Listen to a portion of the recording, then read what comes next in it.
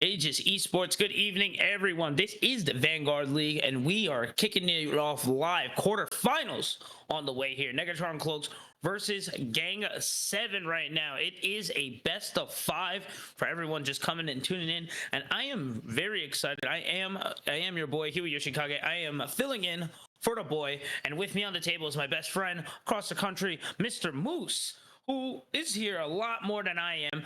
And I just gotta say, I am super excited. I did a little bit of homework for tonight. So I do know Negatron is coming undefeated from the Noxus division, #1 obviously from their side, and Gang Mirage #3 from Piltover right now. So Gang7, Gang7 is gonna have a little bit of more, being the underdog, gonna have a little more work cut out for them. Either way, I'm excited to kick this semifinals off in playoffs. How are you today, my friend? I'm doing pretty well. Excited to see what, like you said, how is this best of 5 going to play out? And I believe this is the round of 8, the quarterfinals for this round. So, like you had said, Negatron Cloaks, a team that is, very familiar with, Aegis Esports, very familiar with what they're able, or what needs to be done in order to win a competitive setting. And we can kind of take a look at their roster now. I am living for this icon. It's not even a Negatron cloak. Oh, it's perfect. It has a cute little smiley face on it. And yeah, when I'm looking at this team that comes in undefeated, that was able to be the champions of their division, I'm expecting that this is going to be a week for them to either show off, try some new strategies, get themselves prepared for the semifinals next week. But in order for them to do that, they've got to be able to win the first game, I feel, as quickly and as effectively as possible. And they're going to go up against Gang7 Mirage, the other team that we've seen on stream before. And I'll just say this, they do have a tenacity about them.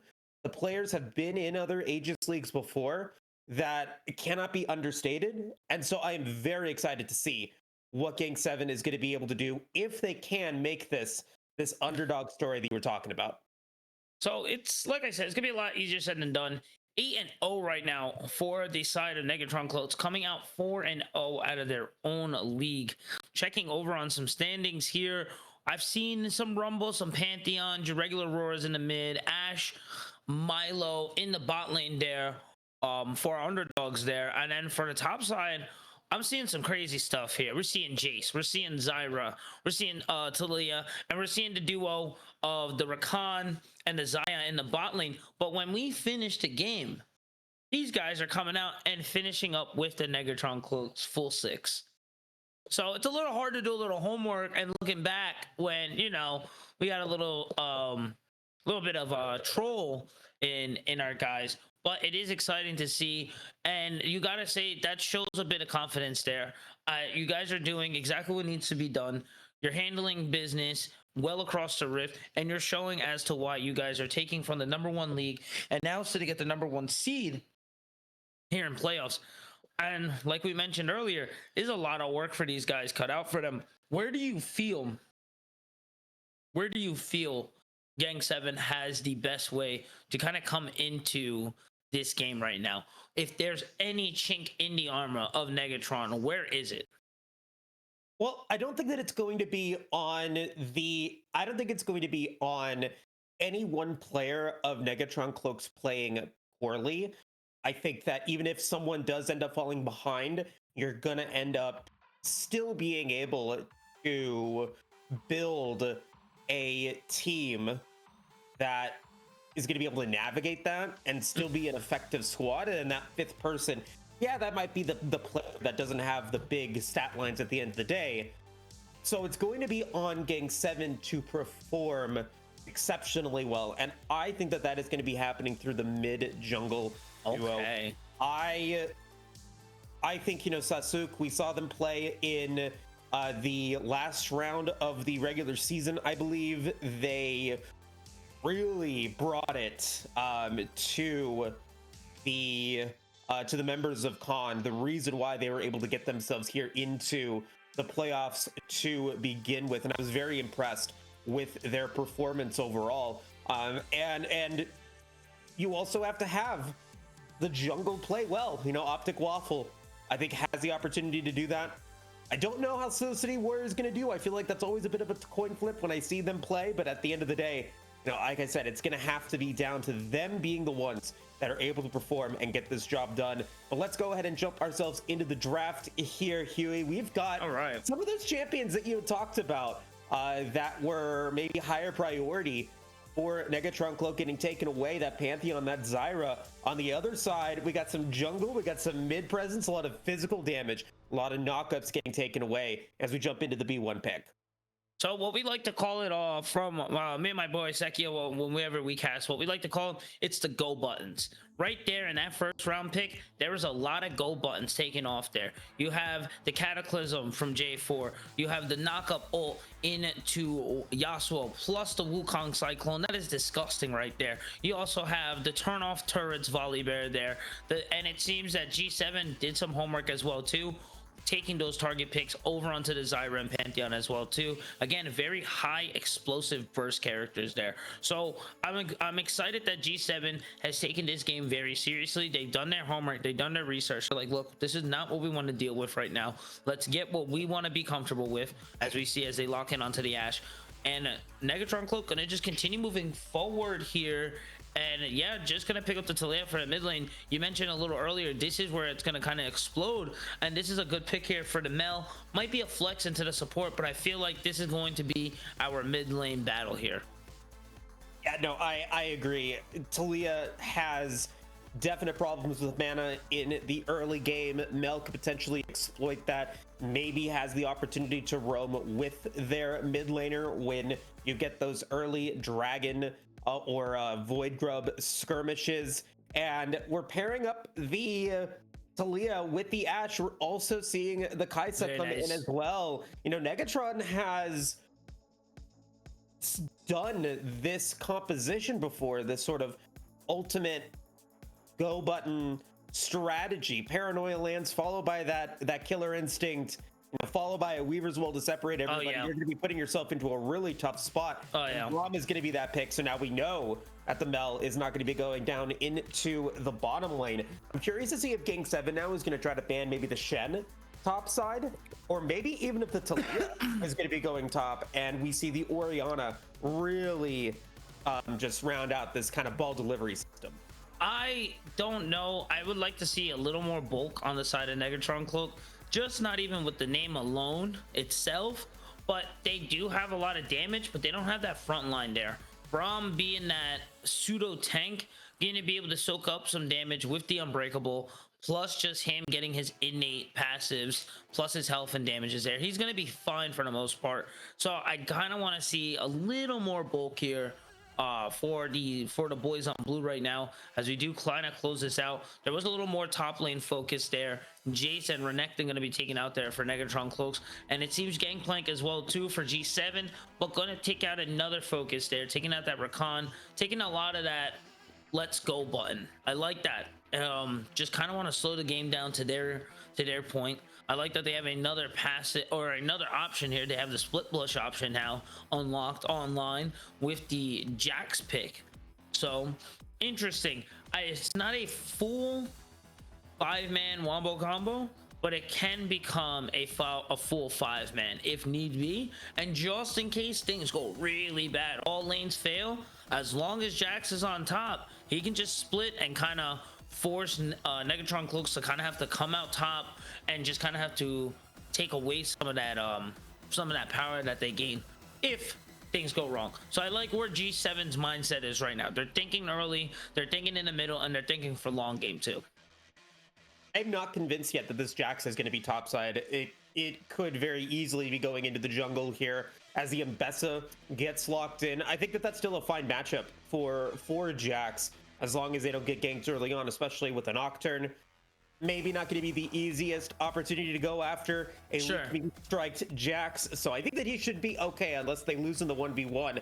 Nautilus, though, love to see that. Okay. Poppy is now coming out. There's some more frontline here. There's some ways to be able to dodge those dashes as well, or to block those dashes from the Nautilus, from the Kaisa. That is going to be, I think, really impactful. And so when I'm looking at this composition for G7, I am liking what I'm seeing, but I am noticing that there's going to be a lot of skill that is going to be necessary here. You need to win these skill shots. Right. The execution is going to have to be pretty on point there. 100%. As we do go on to look a little more into it right now. As we do get to confirm here, it will be Jackson in the jungle. Optic Waffles here will be in mid there. A Loon taking over to the bot lane, and Boy Kisser going to be taking the support there. Sprinkler and Peak Performance in the bot lane taking the Kaisa and the Nautilus. Excuse me. So they are going to be in the mid lane there. Okay, Tyler in the jungle, and Gumby Power for the top lane. So I feel a lot better with the Poppy in the top lane there. You still have the Jax coming in with the leap. Going to be able to add in a little CC. But I think that is kind of really what's kind of lacking in Gang7's arsenal there. They have some very strong CC points, but it's not a lot. It's not an over excessive amount, and I always believe more CC equals more GG. That's just me. You know, you're gonna have to wait a little bit for Ash to get online to get hers. You got the stun from Jax, but it's not that much. You have the situational CC from Poppy. You know, you have Mel as well too. You got to stack the bit for Braum before you get his stun in. There's it's not a Mumu. You know, with the bandage toss and the curse of the Sad Mummy, we hit 5 people, call it a day. You know. It's going to take a lot of execution for this to perform properly, and I hope that they have all the pieces together here.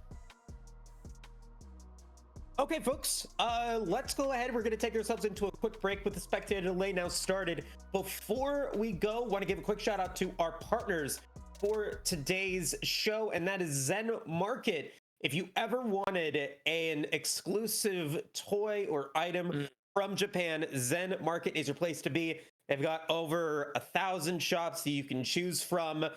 They have support in 19 different languages, and they are able to ship all of your products in one package internationally, avoid some of that tariff cost. And it's really just such a great experience, and it's why it's trusted by over 2 million users nationwide or worldwide. Click the link below the stream or click the panel to learn more about them, and use promo code Aegis, AEGIS, for 1,000 yen off of your first international shipping fee, and type exclamation point giveaway in the chat for your chance to win a Nintendo 64. And with that, we'll go ahead and take a quick break, and we'll be back again with game 1 in just a bit. See you guys soon. これ着てみたいな。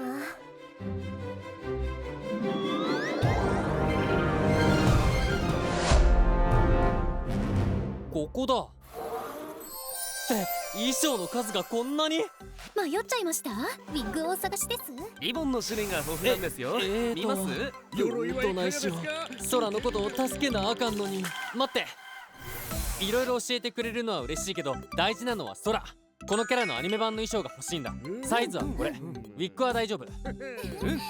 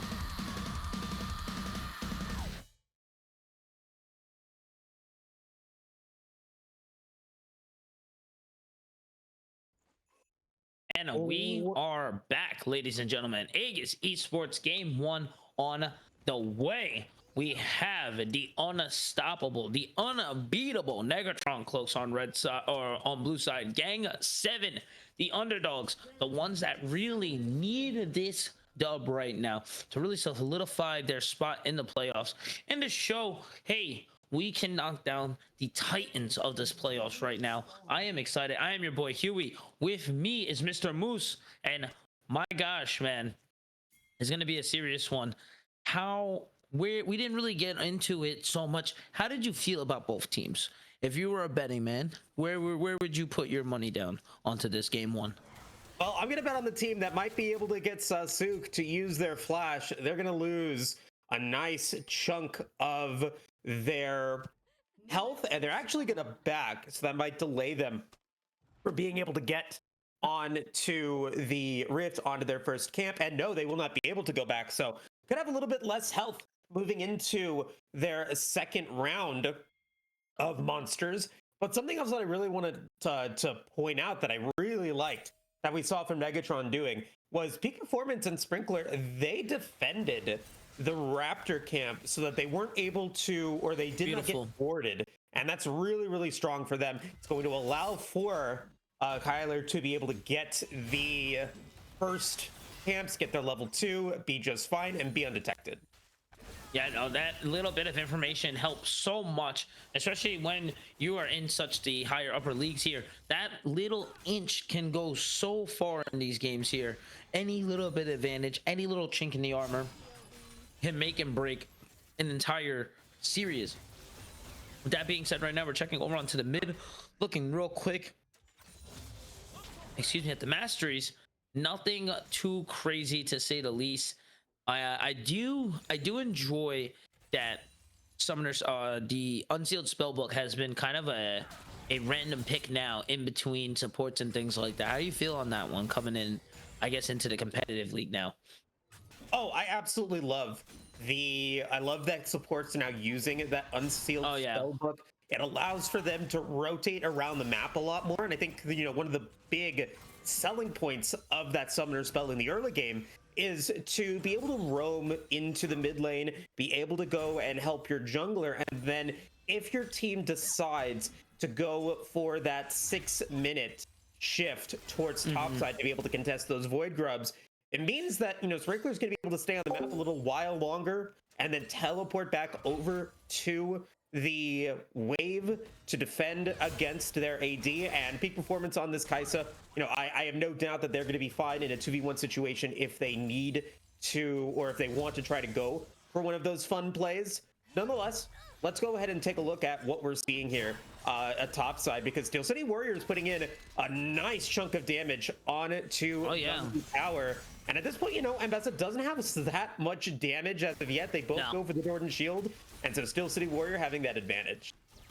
Yeah, Ace is looking pretty good so far.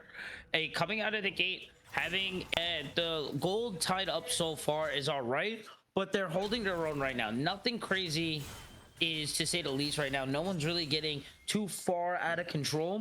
Keeping the pace. I do gotta mention though, Alun kind of starting to get a little bit far ahead in terms of CS. Does have about an 8 lead CS, so that's about a wave or so. Other than that, everything seems to be even right here. Sashuk gonna go a little hard here into the jungle. Okay, Tyler gonna punish him just a bit. No red buff either, so Sashuk gonna be a little slow. Gonna hop over though. Walk on over, take it easy as we do rotate back onto the bot lane. Nice hook, gonna be able to find the Braum. Big slow there as well too. The stun gonna be proc, so the trade just about even there so far. I do like this back and forth, these quick love taps between these two boxers here.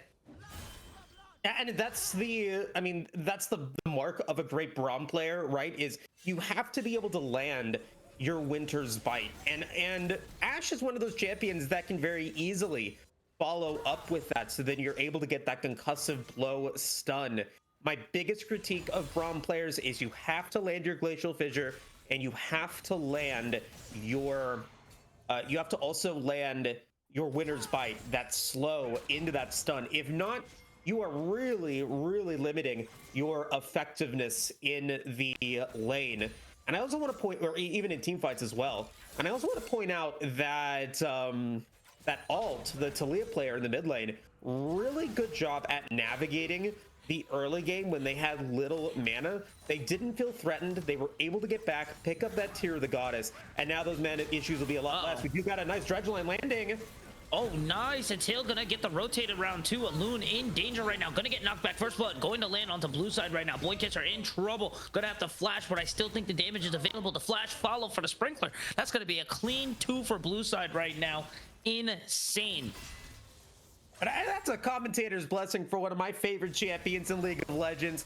Taliyah rotating down, getting a fantastic Weaver's Wall, followed up by that seismic shove to be able to land that on to a Loon.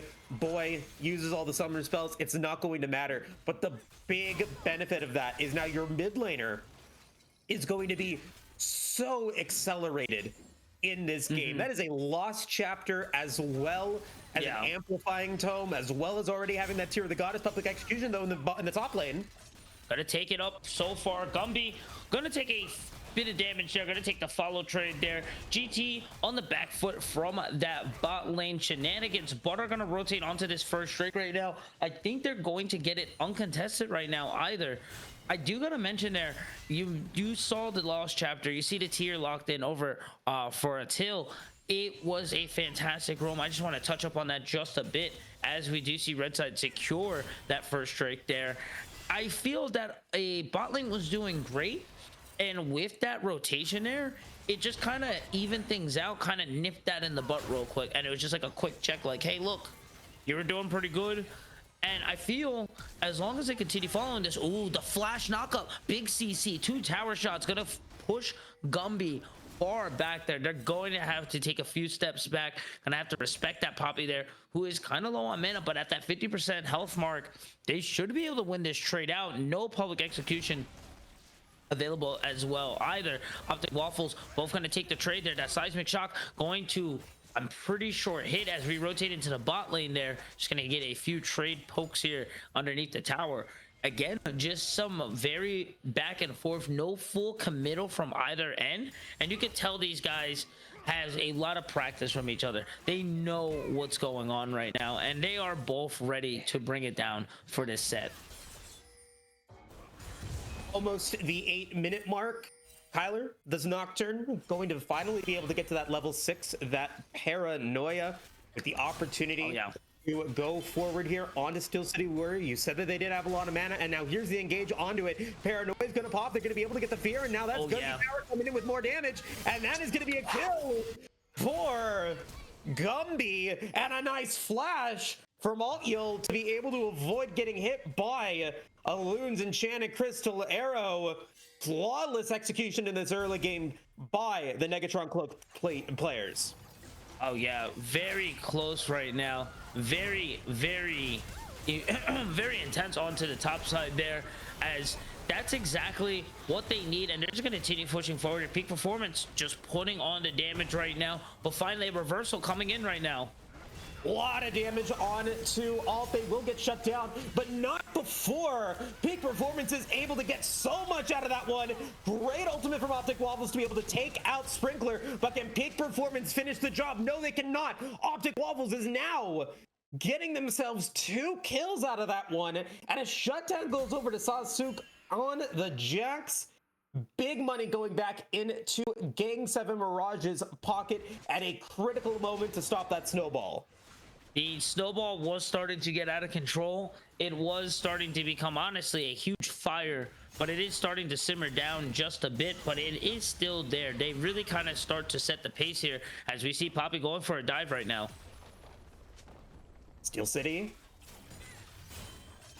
I think fairly comfortable, but I mean, with those 3 longswords, Gumby power, I don't know if they're necessarily playing with fire. I think that they're in control, but now Alt in trouble, going to be able to avoid the root, but Sahuk not going to land the counter strike. A seismic shove from the Taliyah will be just enough for them to be able to get away, and a little bit extra chip damage as well. So great navigation of that gank from the Taliyah player. Does not yet have their flash or teleport up either, and also is a long ways away from being able to get that Weaver's Wall the next big thing that's going to be happening is in a minute 35, we're going to be seeing the second dragon of the game spawn. At that point, we're going to have the paranoia up. We're going to have the depth charge and the killer instinct up for Negatron, and everybody on the side of Gang7. They're going to have their ultimates available, but we are missing a lot of flashes. Yeah, I think that's going to be a real huge factor here. There's a lot of gap closer on the side. Oh, hold on real quick as we get into this top side skirmish right now. Just a little back and forth, I think. But, you know, Gumby is now in really good position. Oh, yeah. In this fight, this top side fight. You know, Tear the Goddess really not putting a lot of power for Steel City Warrior. Meanwhile, Gumby has the call fields, has the pickaxe. They're going to be dealing a lot of damage to this Yordle top side. The only thing that I may be questioning here is they decided to use their flash, so they will not be able to go bottom side to maybe go for a dragon skirmish. Either that indicates to me that they are not going for that, or they might even still try to go for a 4v5 play. We'll see if they want to risk it. I think they're okay as of so far. Just a little bit of a mishap in the mid lane there, allowing Mel to get those 2 kills and be able to start to get a couple items locked in as well too.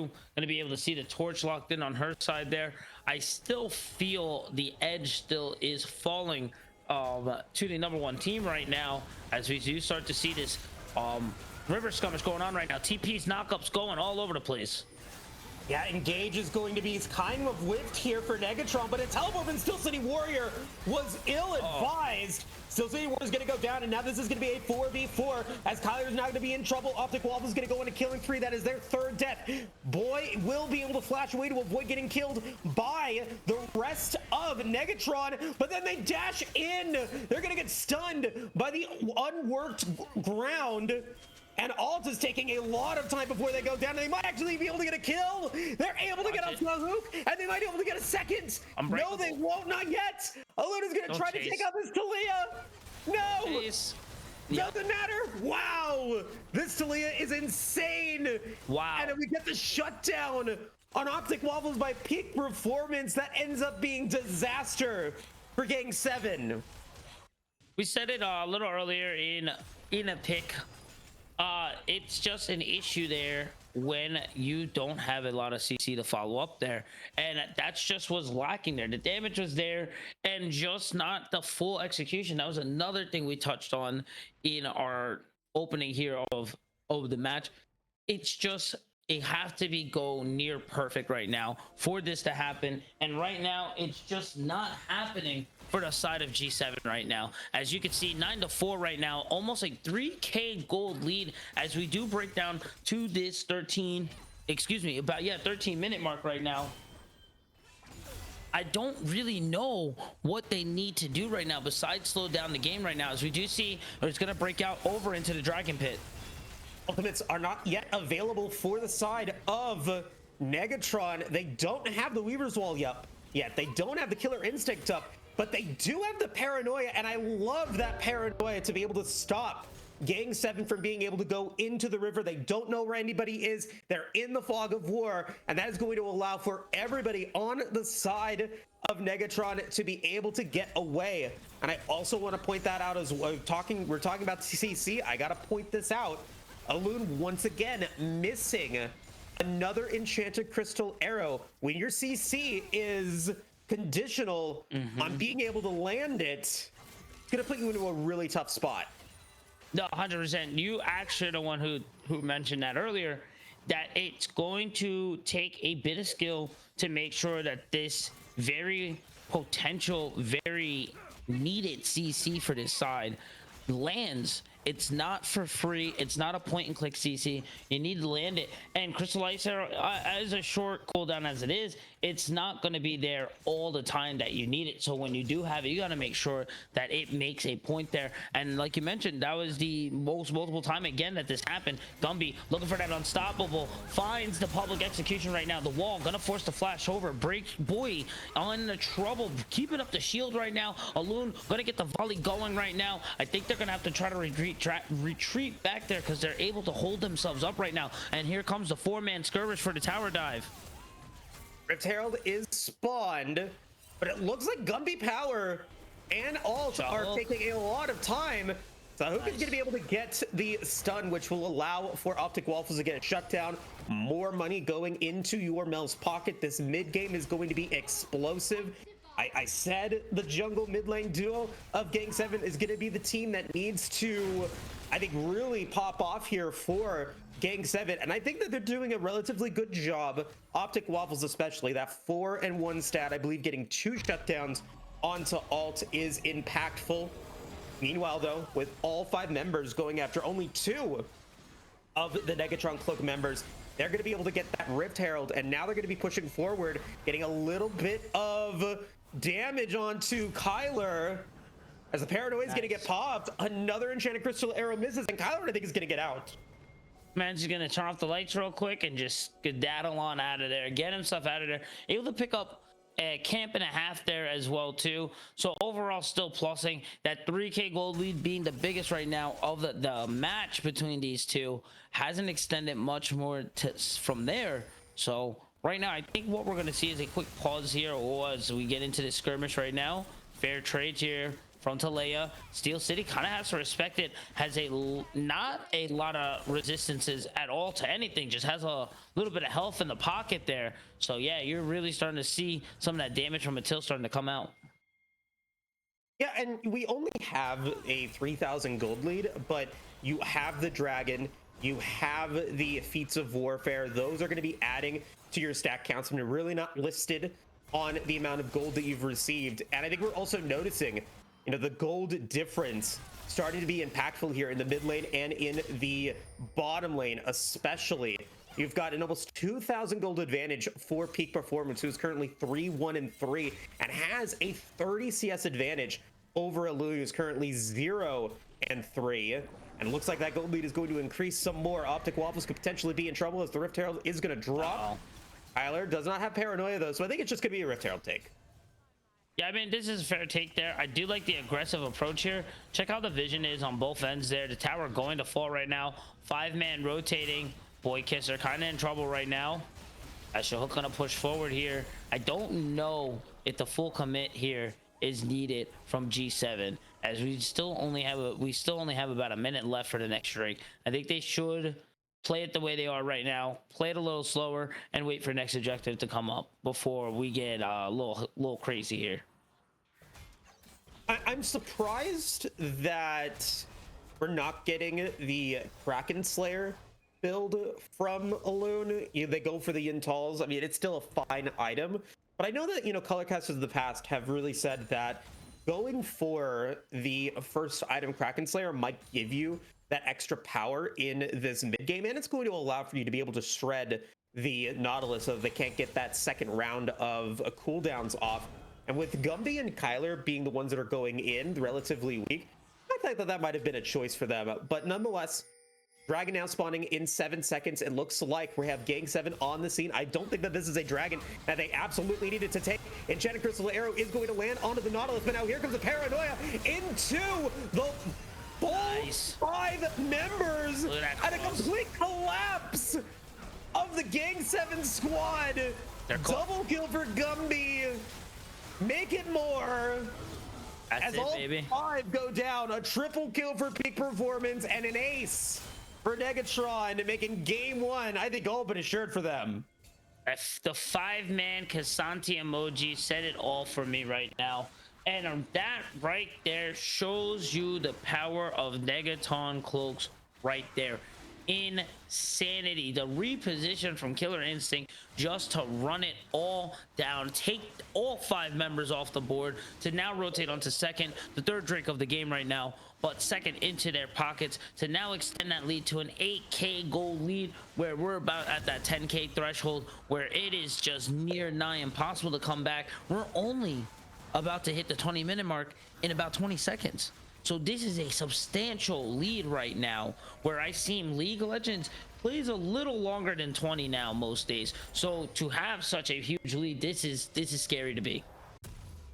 Yeah, the rule of thumb that I live by is that if the gold difference is more than 10% of the total gold in the game, then this game is going to be very difficult for the team behind to win. And right now, with 70,000 gold, you have an almost 10,000 gold lead. I think the wallet is going to be the biggest issue here.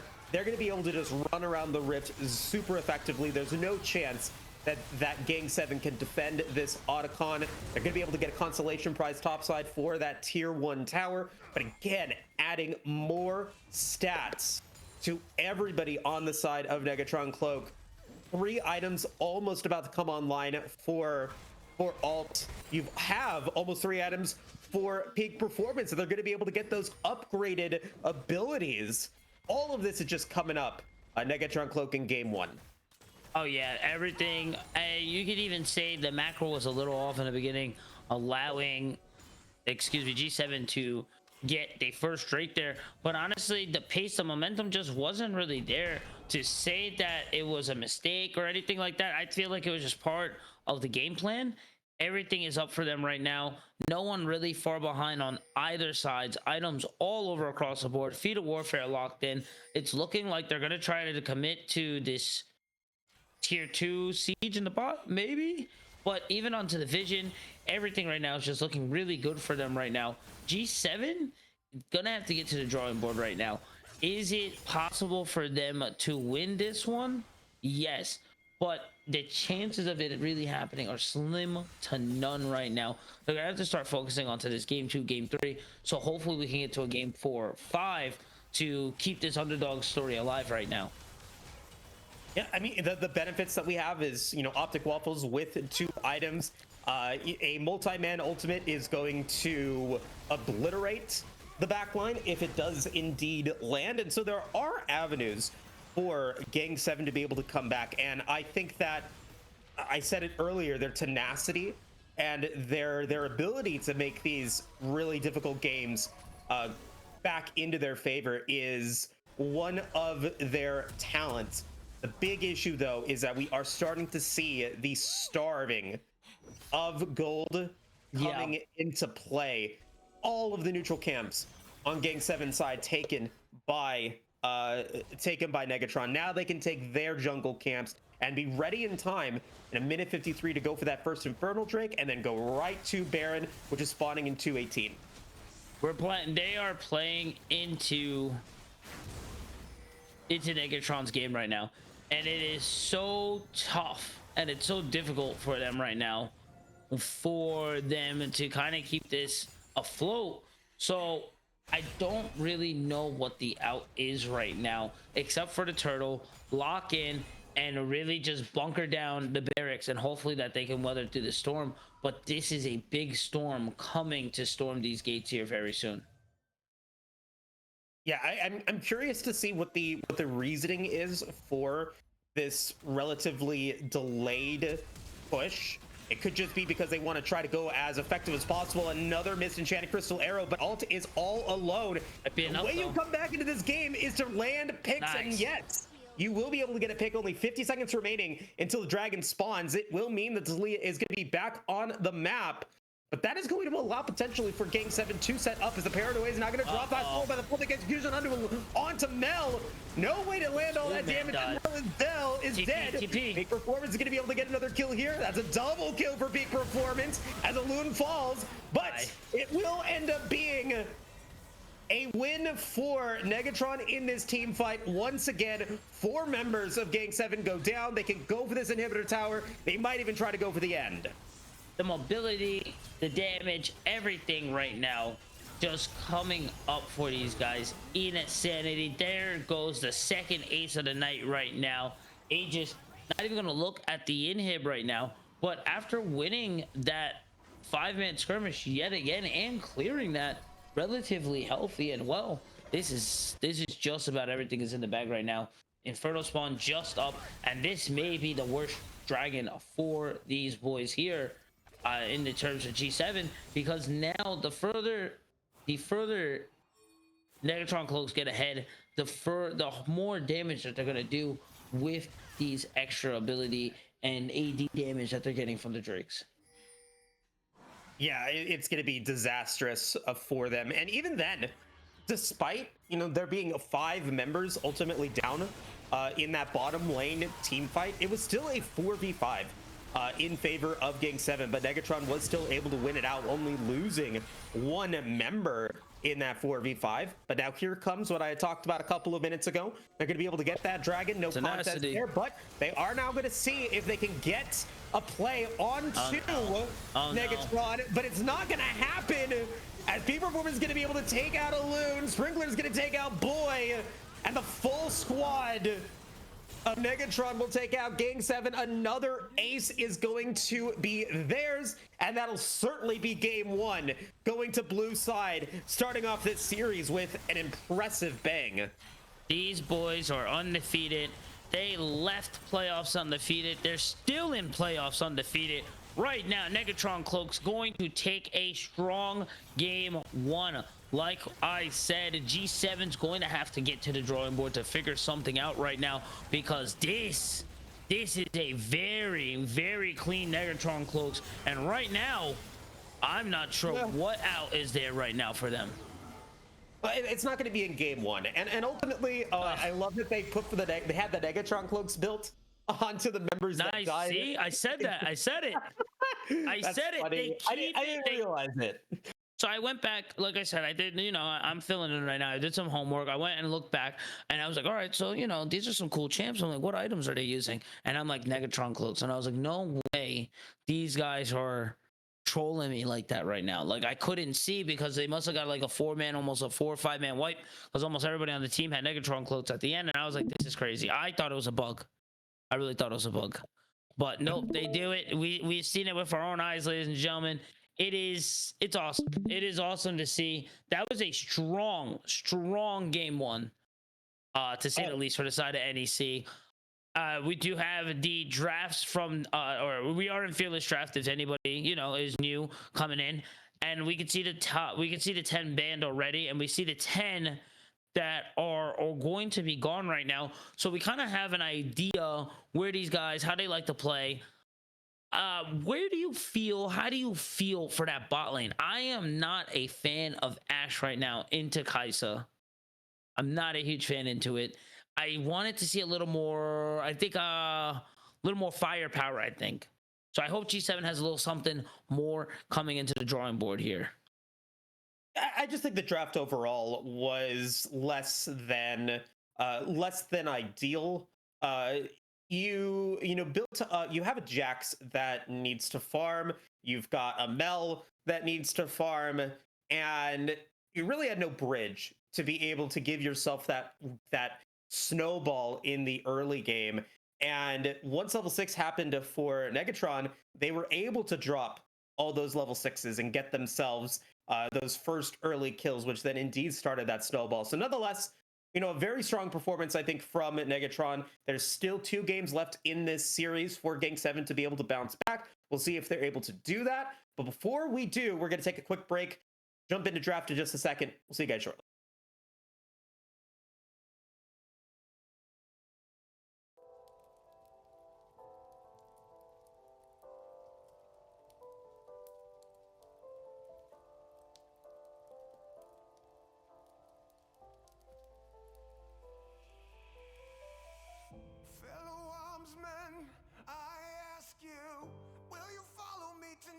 To break their spine and reclaim what once was mine.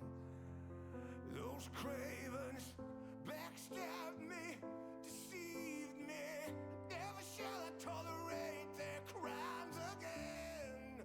Now let the hunt begin. Oh, 7,000 souls scared and daunted, such a tale of woe.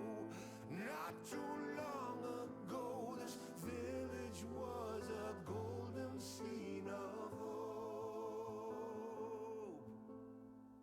Call down the reckoning to bring back hope and peace, restore our glory to live forever.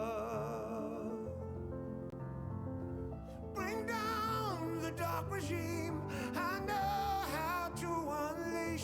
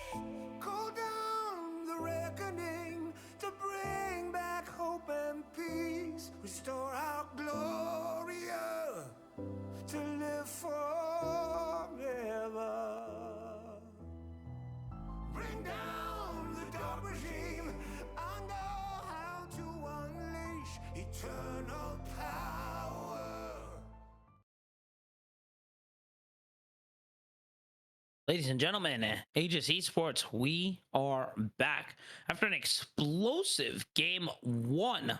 Our boys in blue right now, the Negatron Cloaks, undefeated right now, really strutting their stuff and showing why they are the #1 seed right now, taking a strong game one. G7 has a lot to ground to cover right now. This is the best of 5 for AVVL quarterfinals. It is your boy Huey with me, my best friend across the country, Mr. Moose. How do you feel about that game one, my friend? I think that it went as expected given the draft Oof. that they built. And, you know, like, you always need something to be able to get yourself into the mid game. And I don't think that Gang7 was able to do that. What I'm looking for in this next one is them drafting a little bit of a little bit simpler composition, someone with a ganker that's going to be able to start moving into lanes earlier on than, you know, level 6 Jax. Those are the things that I'm going to be looking for here from Gang7. And for Negatron, you know, with the way that that game one worked, I think this is an opportunity for them to play newer compositions, play different champions that they're normally not used to. If they're able to win this one using champions that they're maybe unfamiliar with, that should be a strong indicator to them that they're going to win this series. Or it's an opportunity for Gang7 to be able to take us to a game 3 1-1, and we'll jump into the draft and see how that plays out. So see, that's my only issue there. That's why I'm hoping NEC takes this as serious as they have been. Keep it to what they're going to do. I don't want to see this win streak drop just yet at all. As we see the Orianna going to be locked in right there for NEC. Nice strong pick right out of the gate right there for me. Oh yeah, and it's such an easy champion to be able to build around a strong ball delivery system. Unfortunately, so a lot of the strongest champions that you could use that with are off the table for Wukong, Nautilus, and Nocturne. The 4 champions, like, oh, that was gonna be that could be good for them. And Gang7 responding by taking 2 more champions that could be really good with Orianna, with the Galio, with the Zhao. It's a good counter to them, but now I think that that's leaving them exposed. So maybe NEC is getting exactly what they're hoping for here, because now they can build a composition that is still able to utilize that shockwave. And that's what I was worried about. The Trundle is going to be there. That is going to be a rough ask against this Galio. Oh yeah, really good pick here. I felt G7 again doing their homework with the bans there, going to match against the Orianna. Lost a bit here, lost a little aura here in the Trundle pick. NEC going to pick up again, nice pick with the Sivir here. I don't really know where G7 is going to go with this team comp right now. Galio not the best pick right now. Xin great in the jungle, but into the Trundle, a very difficult match to say the least. I mean, I think the Galio is fine, especially up against Orianna. In the early game, you're able to push out an unsuspecting Orianna, especially with the Xin Zhao. I was asking for a champion that could really rotate around the map relatively, or rotate the early game and be a jungle threat earlier on. Xin Zhao provides that, followed up by a Galio. If Orianna gets hit by the knockup or the stun, they're dead, even if they have the flash. Rumble is such a surprising R3 pick for me. It's allowing Negatron to be able to combat against that. And I think it would have preferred something different there. But nonetheless, Sivir, love it, the on the hunt, because he's seeing a Renata come into play. We'd be seeing a Leona come into play. Ilio come into play. A lot of options available for them. Fans can be top lane, trying to support the Rumble. Smolder gonna get taken away. Liking these picks, for sure. In bans, for sure. Strong top lane picks going to be taken off the board there from G7. I also agree with the Rumble pick. I think G7 was just kind of taken away from NEC. I don't think the Equalizer King themselves was really going to be picked there. Overall, though, I'm really liking where Negatron is going with this right now. I do like the focus on the top side bans here for G7, but I feel, again, they have a huge mountain to get themselves over right now. And it's not, I don't know if this is really the tools needed for them to really find the success in this game too. Yeah, I mean, we'll have to see. I mean, Equalizer, strong ultimate. Zeri loves it when champions are slowed or knocked up or staying in one place. You're able to get that burst damage there. I like a Zeri paired with this composition. Now, Negatron has the opportunity, I think, to have a really spicy bottom lane. Maybe stop Zeri from being able to get that early gold. And I think we saw peak performance play so well on that Kai'Sa, had an impressive CS lead. Aluna's going to have a redemption game here as the Gwen gets locked in to go up against the Rumble.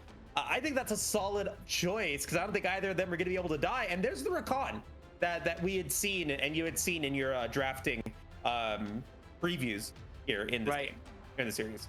And they kind of get away with a few picks here. I got a match. It's pretty much unkillable in the top lane. I do like the stronger ADC pick here for the side of G7, that I feel like they went a little more for the utility and it just wasn't really clicking. The execution wasn't all there. Not to say it was bad or anything. It just wasn't really there. I like to have a little more oomph for my ADC. Zeri definitely fits the bill there. John gonna be the overall well-rounder for the team, but I gotta say there's not a lot of frontline here. They have a little more with the Galio, but both sides kind of lacking in that real meaty department. We have some fighters, we have a little bit of health, but we definitely have no Mundos or Scions out here. I think the strategy that I'm seeing is they want to stop the engage once it happens. You have so many ways to push away champions from your damage dealers. Monsoon, Crescent Guard, even that hero's entrance from the Galio, the Equalizer to slow them down. If those land, then you're able to stop a team fight when Negatron has now used their big, powerful ultimates. But it's the same question I had moving into the first game, was these abilities have to land and they have to be on point. Otherwise, you're going to end up in a really, really rough spot with the amount of damage that Negatron can put on you in a very short amount of time. Let's go ahead and look at the teams, what they're drafting, the composition. Nothing surprising there. Right. Nothing out of the ordinary there. We've seen the same boys here. Again, I gotta say, I like Alun in a way better, stronger position right now. Overall, though, before we start getting into this spectator delay, overall, where do you feel we're going game 2 right now? Are you a G7 believer right now? I'm more of a G7 believer in game 2 than I was in game 1. And I think that it's going to be off of Sasuke landing some really strong ultimates. We're going to take a quick break, folks. Make sure that the spectator delay is good. We should be back in about a minute or so. We'll see you guys shortly.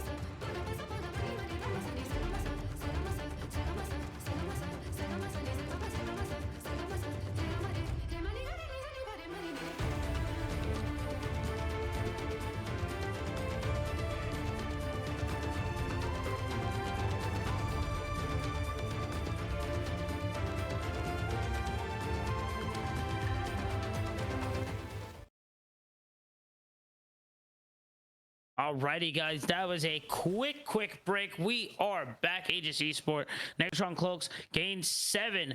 I don't think we swap sides here for this game too. So the Cloaks will be on blue side, G7 on that red hard side here. As we students start to break out into the line of skirmish here, we started to see a slight lead start to come out, and it looks like almost a repeat of game 1. A lot of damage from Sprinkler onto Sasuke, but this time they're prepared. The reversal. Wow, that's a great taunt from Optic Waffles. First blood is going to go to the way of Gang7, and Gumby Power is next. Double kill for this AD. Beautiful Uno reverse card there from the boys.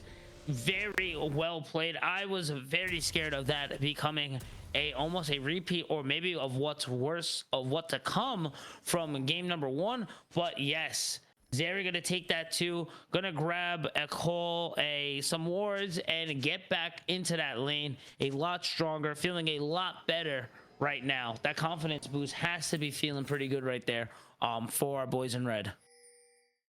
And I think the big thing coming out of that one was that Alun goes back into lane with a cull. PBS really quick, if we want to reset where the members of G7 are, the map is a little bit weird there, but that cull is going to allow for Alun to get a little bit more gold, try to get that earlier power spike sooner than they did in game 1, and so that's very impactful for them. And I think that for Negatron, they're gonna have to bring some love bottom side. Otherwise, I think that Zeri just gonna be able to just out CS just based off the sheer power. Oh yeah, you're gonna have to respect it. And again, this is why I like the stronger ADCs. I understand the utility pick, I understand it, it's great, it's fantastic, but now you got a lot more gun, more powder in your gun here. Knockup going to go right there. Alun just gonna take a fair trade there as well too. But like I was saying, you have a lot more gunpowder, you have a lot more oomph in the works there for you. So right now, you got to be feeling pretty good right now for the side of G7. And they will hopefully utilize that to give Sasuke the opportunity to go for some of those early objectives. I want to see these teams try to go for that rotation, putting their top lane and their bottom lane and AD into different lanes, switching them up so that you can try to avoid grubs. I think that that's going to be something really strong for them.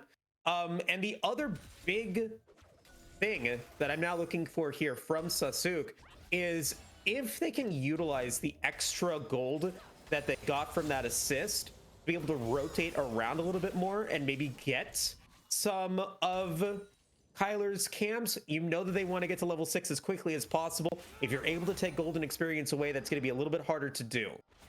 Right, just try to get that influence moving all over the place, start getting more wins across the board. It's just trying to move that tempo over right now. We are going to get into a little bit of the skirmish in the top side right now, and we're going to see those words everyone hates above Gwen, as we do see a knock up onto the bot lane there. Sprinkler doing pretty well on the grand entrances here. Yeah, landing those knockups, that is the mark of a good Rakan, being able to land the knockups, being able to land a little bit of that damage, and then be able to escape so the rest of your team can then follow up. We've got 55 seconds remaining until the dragon spawns. It's going to be an unknown Drake at this point. So far, the question mark Drake for now. But the thing that I am most surprised about is that I have yet to see a gank from Sasuke yet. Flash unavailable for ult in the top or in the mid lane. I think that could have been an opportunity for them to get a little bit more gold. Deciding not to do that gives Negatron the opportunity to maybe stabilize here, and I think that they've done a good job of that. Yeah, I think what they need to do is just kind of slow the pace down. Maybe look for a little something here. Knockup gonna go there as we do see peak performance. Alun in trouble, gonna just ride the walls, get away from safety. The big shield plus the flash, the barrier, gonna keep themselves afloat right now. Very close. Okay, Tyler gonna keep pushing forward, looking for that pillar to slow her down. Gets the flash, gets the chop, the shutdown available, making a bad situation good. The boys looking all right now. Dragon will be spawned. The TP coming in as well too. They're gonna have to respect it as it is Optic. Boy Kids are going to chase down onto the Trundle, the slow hitting Sprinter, trying to give him a little bit. The Trundle trying to find the pillar, trying to find himself some space, but the feat of warfare going to be claimed over for red side. Yeah, and that's the problem, or I mean, that's the problem of going that deep and going for that flash. Yes, you get the shutdown onto a Loon. Yes, you're able to limit their gold generation for a bit, but you're up against a Janna that can slow, and Optic Waffles coming in with a very nice teleport to then be able to get the taunt and take out Kyler. That's going to mean that there's no chance for this first dragon of the game to go the way of Negatron. It's going to be that Mountain Drake adding a little bit more to those resistances, and they might be ready to go for the Void Grubs, which are spawning in less than 2 minutes. Yeah, that's a good call. The tempo gonna shift a little bit over to the side of Negatron. Cloaks about 1,000, oh excuse me, that shrank real quick. Just about a 300 gold lead right now, was about 1,500 at the max right now. Shahok was gonna recall back, but now maybe in trouble right there. Gonna have to force a flash from the old TP coming in as well too, as we do see the boys gonna take a slight break there. That looked a lot more than what it was going to be, but overall, Yeah. I gotta say, Negatron doing a pretty good job for these guys after such a pretty big deficit in such an early part of the game there. Yeah, and I think that was just due to Alt unable to land their shockwave. Because you do get a skirmish here in the top lane. Steel City Warrior going to be able to use that extra movement speed to be able to get out. The needlework has been used. Oh man, Kyler now in trouble though. Shahok getting those knockups in. Oh, here comes the heroic entrance as well too. That's gonna be one. This might be two as well. Very clean from the boys there. These are looking like a brand new team after this game one. G7 looking great in this game too. You can see that the mental is still strong between these guys. They definitely believe, and they are showing right now that they definitely can win and be on top, just like Negatron Cloaks are right now, as Boy Kids are getting a little precariously low there. Gotta be careful in this little skirmish that's popping up. Oh, and it's just so strong that Optic Waffles has been able to use that hero's entrance very effectively. I can't help but, praise them for being able to land that knockup onto Kyler. It has definitely slowed them down, but I'm looking at Sahuk here, who just is still level 5, despite Kyler having those 2 deaths. I'm not sure what they've been doing, and that's a bit of a missed opportunity. It's just, again, like we mentioned, you're always looking for a little bit of chinks of armor. Right there is a little piece that is showing for the side of G7. They got to kind of nip that in the butt right there. A void will land for the side of Negatron, but they will pick up 2, so they won't get the full passive, but they still have the advantage inside, or in the pies, or excuse me, by voids there. Also getting a little bit of macro down as well too from the first Drake. It's showing more of game 1 a bit more, but more showing of G7's ability here, keeping the pace, keeping the lead right now. I want to see more of this though. Only a 2k gold lead, just about a 2k gold lead, as we do extend until about the 10-minute mark right now, guys. Yeah, got, like you said, about a 200 gold lead.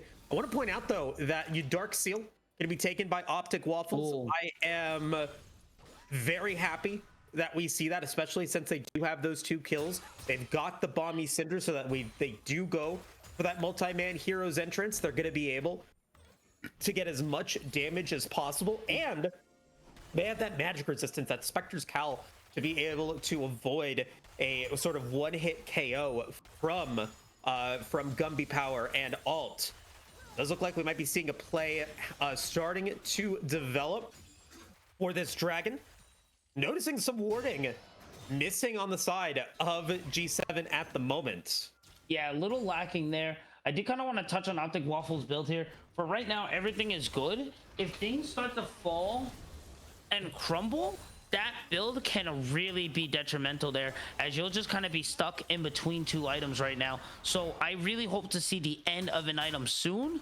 I do understand, I do respect and like the vision, but there we go. Beautiful, beautiful, beautiful, beautiful. Good pick up there. Gonna keep himself afloat and get some little health regeneration as well too. I do like that a lot. 5 KDA right now for both the jungle and the mid. And you mentioned that from game 1, that if it was going to be anyone who's going to be able to do it for G7, that was the dude to look out for. And they're really showing their stuff off right now.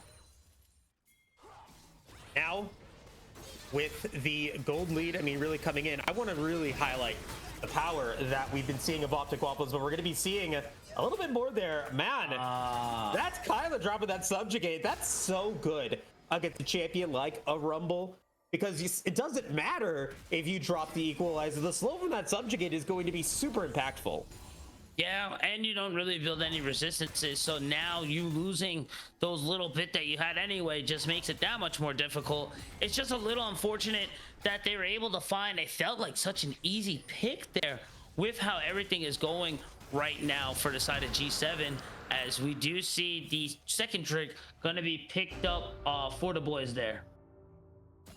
Yeah, and the chem plants are going to be blooming, going to be giving a little bit of extra mobility. Alt. Big damage. Oh, reverse. Are we going to have an Uno reverse card? One more tower shot, and that definitely could be it right there. Shoke looking for it. The flash forward gets it to 3 tower shot. 4 not going to matter there. Jin would have been happy, but that's going to be an easy pickup there again for G7. And that's something that I'm noticing here out of Negatron in this game is, you know, now that they're falling behind a little bit overextension without any way to be able to escape. Alt knew that they just took Dragon, so why are you pushed that far forward? That ends up resulting in not only you losing your flash, but you lose your shockwave, and you're going to be falling just even more behind in terms of gold. Rod of Ages, though, is complete. So we're going to be looking at around a 22.5 minutes completion on that extra level and those extra stats that it provides. And I'm noticing with the 2 poles that are now taken, we'll talk about that later as we are getting a skirmish. There we go right now. It might be a nice pick again for the side of G7, but somehow, okay, Tyler just staying alive by the support diff right now. The 4-man dive there just looked fantastic on to Kyler, but somehow, some way, they keep themselves afloat there through the help of Rakan. That was looking great for G7. Are we starting to see a little bit of a slip here? Oh yeah, I mean, the somehow for Kyler was being able to land that subjugate onto Optic Waffles, the tankiest member of the team. Big performance though. Oh my god, in trouble, barely able to get out of that one. But I want to talk about that subjugate again, because it takes those max stats away from the player that you use. So Kyler, with the assistance of Sprinkler and that on the hunt, they're able to get out. Nice speed performance there. The Frozen Domain helping too, as we do look for that knockup there. Steel City Warrior looking close, very scary in that overheat there. The flamethrower's kicking up right now, but I think it's just going to be a little handshake here. We're just going to trade the waves and call it a day over in the bot lane, as we do kind of see a slight pause here, as it will be Chemtake Drake. Not the best right now for either one. It does help for the damage resistance there, but I would have preferred Cloud, maybe another Infernal, but we're not that lucky, I guess. As we do see the mid lanes here between a Trill and Galio, who's, I gotta say, is doing a whole lot better than what I thought would have been going into drafts here. Oh, the utilization of that taunt I talked about before was really good, but Steel City Warrior going to be forced to use that flash there. That's a criticism that I think that I can now talk about for both teams. You can't be going into touches that you don't have warded. You're going to lose your flash, and that is an impactful one, especially with that dragon spawning in a minute 30. You might not be able to land that good equalizer that you might have been able to before. And in terms of the Drake, Chemtech is, I think, going to be beneficial for Negatron if they're able to get the Chemtech Soul, because your Gwen and your Trundle can utilize it at low health, but we got another play happening. Oh man, huge dive going in right now. The hero from mid lane trying to come in and save the life, but unfortunately was just a little too late there to really make any impact of a difference there. No CC gonna follow up as well too, and I think they're starting to find the chinks in the armor here of G7's lead. It is starting to shrink down as well too, to just about only 800 gold right now.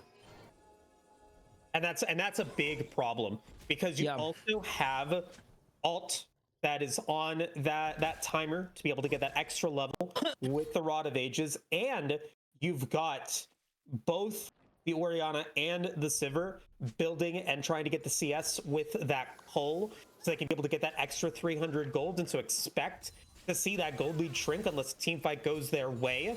And at the moment, I mean, this dragon is going to be very difficult for Negatron if they miss some of these shots. The only benefit that they have is that Optic Waffles does not have that hero's entrance. No, but it is going to be a 4v4 skirmish right now. Alune going to take a nice shot here. Not a lot of damage in Alune's inventory right now. Does have the attack speed though. Hopefully that'll be enough for them. We do see the TP coming in right now. It will be a tail. This looks like a 5-man skirmish right now. Someone needs to be a ball carrier. I think we're looking for that wombo combo from blue side. Yeah, and the ball carrier is going to have to be Kyler or Gumby. But that teleport is coming in. The Rift Herald's going to be popping as well. And now River Control is going to be contested, as we are getting a little bit of poke damage. Boy, though, is going to be taking a lot of damage thanks to those boomerang shots. And there's a nice headbutt. I think that you have to give this up if you're Negatron Cloak. You have no way of getting inside the river. Maybe. If there's a will, there's a way. And if anyone's going to be able to do it, it's definitely going to be Negatron here. Boy Kisser at 50 right now. As we do check over to the Chemtech Drake now, over at 7k and shrinking down. Sprinkler gonna get the quickness to knock up, following in right now. The overheat gonna slow them down just a bit. They are kind of split, but now they're back grouped together. Gumby gonna be able to find one right now. Alune pushing forward is going to fall by peak performance. That is another one down, as Shahuk just too deep into blue territory. There is gonna be the third one to fall, and you said that you didn't know the way that they were gonna find it. But like I said, somehow life always finds a way there, as they get the clean 3 and a dragon and tower. The macro, the memento, the tempo finally flipping back to Negatron Cloaks this game too. Wow, and I think that was a huge fumble from G7, and the biggest issue of that was the Monsoon only was healing Boy. Nobody else stayed inside of that heal zone, which meant that everyone was vulnerable to that. Needlework impressive, subjugate impressive. I think the shockwave landed onto 2, and everyone trying to follow to get those kills to finish it off. You then don't have enough health. You end up losing that team fight, and there's that gold lead now gone. It's swung back the way of Negatron, now up by about 1,500. And that's disastrous. I feel like that's got to be a miscommunication on the side of G7 there. I think that was panic nerves as well too. You're in the lead right now. You have a lot of pressure coming in right now. You know that everybody's eyes are on you right now. You know a lot of people are hoping for this. Everybody loves the underdog story. So you have somewhat of a slight lead. You know this fight right here is just about the decisive factor. I think the triggers were pulled just a little early. Overall though, they can still somewhat do it, but now you're playing from the back foot. You cannot let frustrations get to you right now, as they are going to get caught onto a ward right now. The quickness, Kisser in trouble right now, on the run, gonna get slowed up by the pillar, and that smite knock up yet again. Kyler gonna find another one right now. Again, you gotta keep the mental strong if you want to win. I mean, that is just League of Legends 101. Do not go inside of vision that you do not have warded. There was no vision inside those brushes, and not only do you lose the Monsoon, but you also lose your flash on that. And now in this power play, it's allowing for Negatron to push into the inhibitor tower bottom lane, set themselves up for an Otacon fight. They have the teleport available for both Gumby and Altil, And now it's the roles are reversed. I don't know if the side of G7 is going to be able to win this team fight. Yeah, no, it is a very fickle game. The lead was not very solidified. It was a strong lead, and it was a way better looking G7 right now, but it just into that middle game part, it gets to be a difficult situation. Right now, their eyes are set onto this Otacon right now. Mr. Moose, please take this one away. Yeah, where's the damage right now for the side of G7? They don't have it, and they utilized Loon's ultimate to try to get some damage on to Negatron, and now they're able to push in. They have the damage thanks to peak performance, but that equalizer is going to be doing a lot of damage onto that Sivir. They're going to be in trouble. Charm landing. Sprinkler going to save alive in big performance for a time. Are they going to be able to get out? The Otacon is going to get taken by the side of G7, but Gumby is going to drop the needlework, is going to be able to get a double kill, and peak performance is still alive.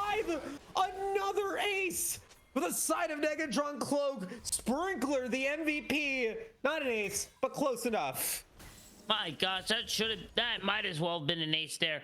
The Otacon is going to be unfortunately given up and secured by G7, but at what cost? Was that really worth there? I don't think so. With the 4 being dropped there, the positioning of Gumby of re-engaging into that fight, peak performance with the peak positioning there, using the wall for safety at 1, 2, 3, maybe 5% at max health, was completely comfortable to right click and knew that they were safe there. Amazing from these guys, showing off yet again as to why they are the #1 dogs right now, that these are the threat that you need to look out for. And if you want any chance to get onto this, these are the ones that you have to take down right now. And oh my gosh, beautiful performance right now.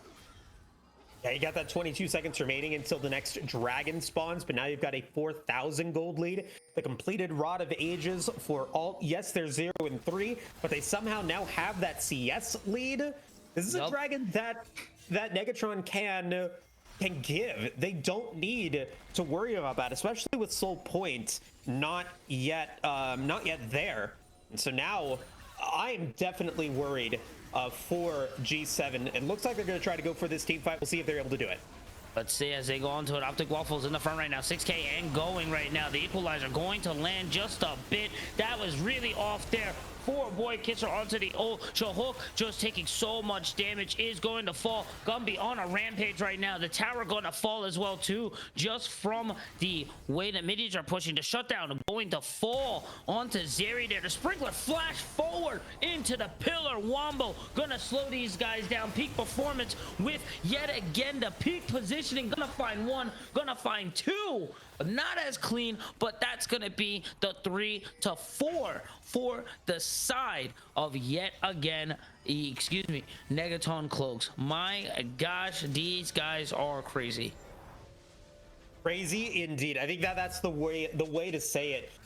Peak performance having such good positioning here in these fights, and mind you, the dragon wasn't taken by Sasuke. It was taken by Boy, because they had to try to escape and get away. They had to use a flash to be able to get over the wall, and it just didn't happen, or didn't work, I think, nearly as much as they wanted. But like you said, much better team fight for G7. The equalizer dealing good damage. Elune being able to get a double kill at the end of that one means that they're able to get the Infinity Edge. The big problem that I'm noticing is that the item spikes are coming through for Negatron. Gumby still has 5 stacks on that Dark Seal. 3 items completed for peak performance, who is having a phenomenal series so far. And I think that they're going to have the opportunity to be able to go for this Baron, especially considering a lot of these flashes are done, to maybe win this game at a Baron fight if G7 decides to go for it. But still, very much anybody's game. It's always a rough position to be in said position, where you're kind of forced to, you gotta have to check. You have to. It's like when milk kind of goes bad, you just gotta take a whiff, and it's, the vision's down. It's a very, very scary place to be. It's near do and die. I don't want to see G7 in this position, but they're we're here now. There's no worrying about it, and they're gonna have to figure something out, and they're gonna have to play Negatron's game a lot better than they are, and hopefully they'll be able to maybe go for a sneak steal, get something going for them right now, as we do start to see the rotations on over to the Baron side. Yeah, and right now, you know, river control, I think the vision over, I mean, I'd give Negatron a B in terms of their vision score, but the fact that they've been able to have good warding in a lot of these difficult areas to start these fights is definitely good news for them. And it's forcing G7 into some very tough situations, but now might be seeing a skirmish happen here. No, should be fine. It should be okay. But again, I'm still worried. I'm very excited to see how G7 can close this game out, if they're going to be able to. I don't know if a 4-man push in the mid lane is it, but yeah, looks like that's the play. Here we go. TP coming in as well too. Optics taunt is down. They are going to get slowed here. Here it comes into the wild right now. The speed picking up from Peck right now. The equalizer going to have to be respected right now. They are kind of split between the firewall. Gwen is immune and putting through the needlework, but it is going to be a 1-for-1 right now. These huge frozen domain going to keep Kyler going up. They're going to find Peck. Good pick. G7 looking beautiful right now. They might be able to get the Baron. They may be able to close this as well too, as Attila the only one left standing on the side of Negatron. What an impressive utilization of that monsoon. Practically perfect timing to be able to ensure that Sprinkler wasn't able to land that quickness onto multiple members. Despite that, All was still able to land a 3-man shockwave, and that was big damage for Negatron onto G7 members. But then ultimately, I think peak performance feeling a little bit too confident there in the fight, goes in a little bit too far forward, unable to take the kill onto Optic Waffles, which then means that they go down. The rest of G7 was able to pick up the remaining members, getting that 4K in the play. And now with Baron up, this is going to be a challenge for Negatron Cloak. Chemtech soul, a soul is a soul is a soul, and you definitely don't want to be giving that over. 27-minute game though, we're still very even in gold, and I think this is a fight that Negatron has to take. This is do or die right now. Frozen main going go. The quickness going to find a Luna very quickly, but now they're going to find no escape as Gwen picks it up. Attila gonna fall for it as well too. Steel City gonna hit the golden, but now that's gonna be another one picked up by peak performance right now. The Baron buff falling. It is a 3-3 situation right now, but it's looking better for the side of Negatron, who came out of the gates extremely quick. G7 caught unaware. Oh, absolutely. And that, now with the jungler dead, I'm not sure if G7 is going to be able to defend against it, though. We have another great hero's entrance going to be on the way, and Sprinklers will fall. Now with 3 members of Negatron dead, I don't think that Negatron can go for it. That is going to be a Hextech Soul for G7 if they can get it. No way. That's going to be G7's first ace right now. The Chemtech Drake falling now, 8K, and just depleting right now. No one going to be able to answer this call right now. It was looking great for these guys, but now things just not as good right now. The TP coming in. I don't know if this was the right call. Gumby coming. It's not going to be enough, though. The reset, though, on the Dragon. These guys, they were so close to carrying the soul, but now we have 4 roaming over. Attila coming through the bush, gonna go right over, looking for the shockwave. 15,700, the smite, secure, and that's going to be the Chemtech soul finally in J7's pocket. Oh man, yeah, Chemtech soul still going to be great for them. They have a Baron for another 45 seconds, but that is, I think, not going to be the win condition for them at this time. But I think what is going to be the win condition for them is having the 4 items on a Loon, having the almost 4 items completed for Optic Waffles once they decide to go for the Majai's Soul Stealer. I am very impressed with the comeback that G7 has been able to do here in this game. Can't overstate how impactful that extra stats are, being able to open up the map. It's all very good news for them. Finally, everything looking up for them right now.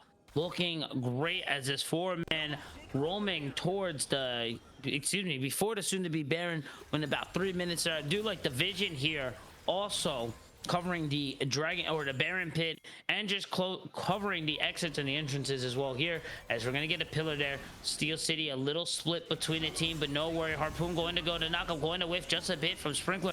The Redemption going to land right now as the tier 2 siege is coming for the mid lane right now. But I think they're just gonna recall back real quick, get a little bit of help from their Redemption, and maybe start setting eyes here. It's gonna be Power now just setting onto their own solo queue push type of beat right now, as we do see the TP starting to come out. Unsealed Spellbook helping out, getting that recon back there, getting some vision there. Gonna be a slight route just in case things get crazy for Gumby. But now only about 2 minutes away from this Baron. This is anyone's game right now. A near 2k gold lead for the side of G7. This is what you need and want to see if you're a G7 fan in this game too. I'm very surprised that G7 unable to really push too far forward. We still have an outer turret available for them to take in the bottom lane, and the inner turrets are also still up, all 3 of them, for Negatron. I would have expected a little bit more pushing power out of this team, especially since you have a Zeri that can pack a punch onto these towers. But ultimately, you know, it's not the case at this point. So maybe this is the opportunity for them to do it now. We've got all 5 members of both 2 teams here. No, that's not going to be it. They're going to try to go for this Baron in minute 12 time. Do you agree with this more offensive play? I don't know right now. It is such a gamble right now. You do have the numbers right now, but if this fails, you're really putting all your eggs in one basket, and I don't know if G7 will get another chance. I do like this aggressive approach, though. They are keeping the tempo, the momentum. Steel City taking a lot. Show trying to find an entrance there. They're going to find it. They should be able to get a pick there on to the Gumby. Now the opening going crazy. The equalizer going to land, going to split the team just a bit. Cholk pushing forward there. The hero entrance giving everyone the shield. Now G7 is melting the rest of Negatron Cloak as they are 2 men trying to escape. They should be able to possibly get out of this one, but that should be the Baron play as well too. Until under the tower, looking for the dive, possibly the TP going up as well too for Ori, just to make sure that the team, or excuse me, that the towers stay alive here, as they do see Kyler. They're trying to set their kites on Kyler. The 4-man rotation right now. The dive coming in. He should be able to walk away. The flash pillar keeping themselves afloat right now. Sprinkler trying to help out his jungler so much, but the full 5-man dive is just going to overwhelm the king of the trolls right now. And unfortunately this can't be end because their bottom lane and that inner tower is still protected by the outer until just now. And so this game continues. This is still a 33-minute game, and most everybody has full build. And this is the part where Negatron Cloak can say we are actually a top tier team. Landing a super impactful shockwave, landing a great quickness. Those could be the difference makers between getting this game as a win or a loss. It's a very close one right now. Everything pointing to G2 win, tying up the series here. They just are a few steps away from completing said goal. They just need to make sure that this Baron fight falls into the way that they need it to, as they are kind of pushing up forward here. Shahuk gonna take an aggressive approach here, gonna clear out the vision as well too. They're gonna go directly for the pit, as we do see. I don't know if blue side knows that for a fact, as we do see 7k and remaining right now. The battle beginning to commence. Be able to get the knockup on to Optic Waffles, but it's really not going to be much of any defense onto getting the Baron for themselves. No ultimates used on either side. And so this game is still definitely wide open, but the Baron power play is available. Dragon, that's an Elder Drake spawning, and now we're going to see the engage on the fight. Big equalizer going to go right now. G2 finds one. The damages from the side of Negatron Cloak just not there anymore as they start to fall piece by piece. That's going to be another one there. Peak Performance falling as the second member. They're scattering as they get back into the base right now, and they are knocking on to the undefeated dogs doors right now. First mid inhib going to fall. TP coming back for them as well too, as we do see Kyler coming up trying to defend a little something there, but it's not going to be enough there. One more to go. The tower, base tower is falling. Nexus is exposed as we get to 10-20 the game, and now we have a tied ball game, ladies and gentlemen. GG's to G7. GG's to G7 indeed. Definitely a longer game than I would have expected, but you have to give credit to boy 1, 2, and 22. 23 out of 28 kill participation. They had some questionable monsoons, but that one monsoon to stop Sprinkler from being able to get the quickness is really, really strong. Very, very impressive stuff. Oh yeah, really GG's. Well played to the boys right now. I really like, and hey, we definitely have a future G5 going in right now. Just checking over onto the stats right now. Really good stuff overall. Steel City Warrior doing 41,000 damage there. Peak Performance doing just 8,000 more. Really great placements of the equalizer. Great work on that top lane damage as well too. The ball game is tied 1-1. It is anyone's game as we get into picking bans for game 3. Do not go anywhere, Aegis. We will be right back.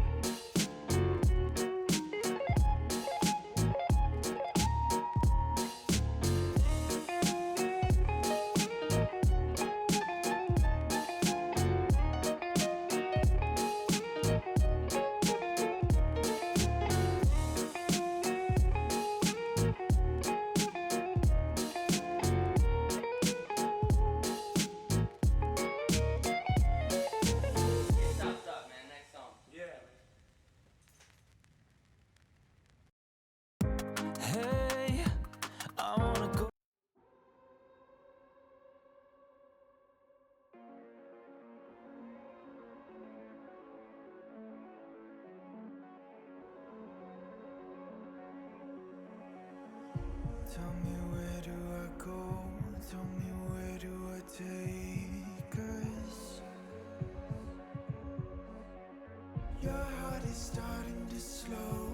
May the water be safe.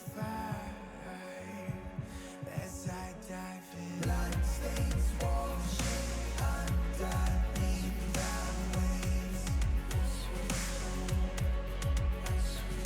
A beat reaching out to keep you safe. As we fall, I can't hold on much longer. We're drifting down to the other side. Try to pull us under. Keep holding out for the other side.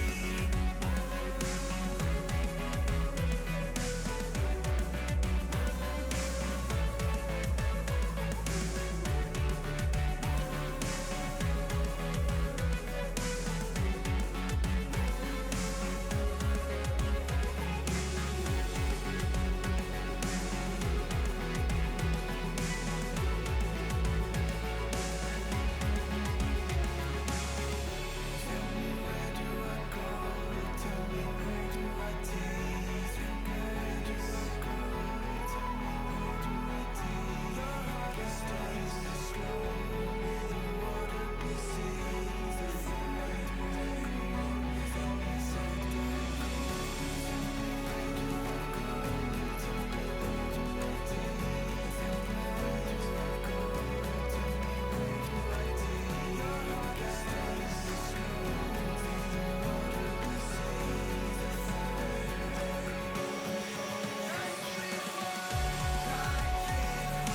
on much longer.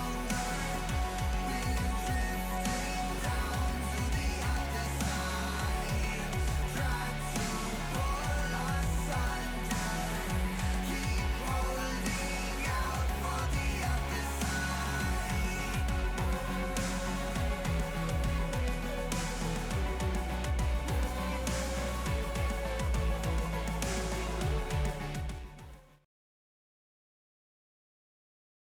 And we are back, ladies and gentlemen. It is your boy Huey. With me on the table is my boy Moose. And we are moving on to game 3 of this AVL quarterfinals. And my gosh, what a back and forth there for that game 2.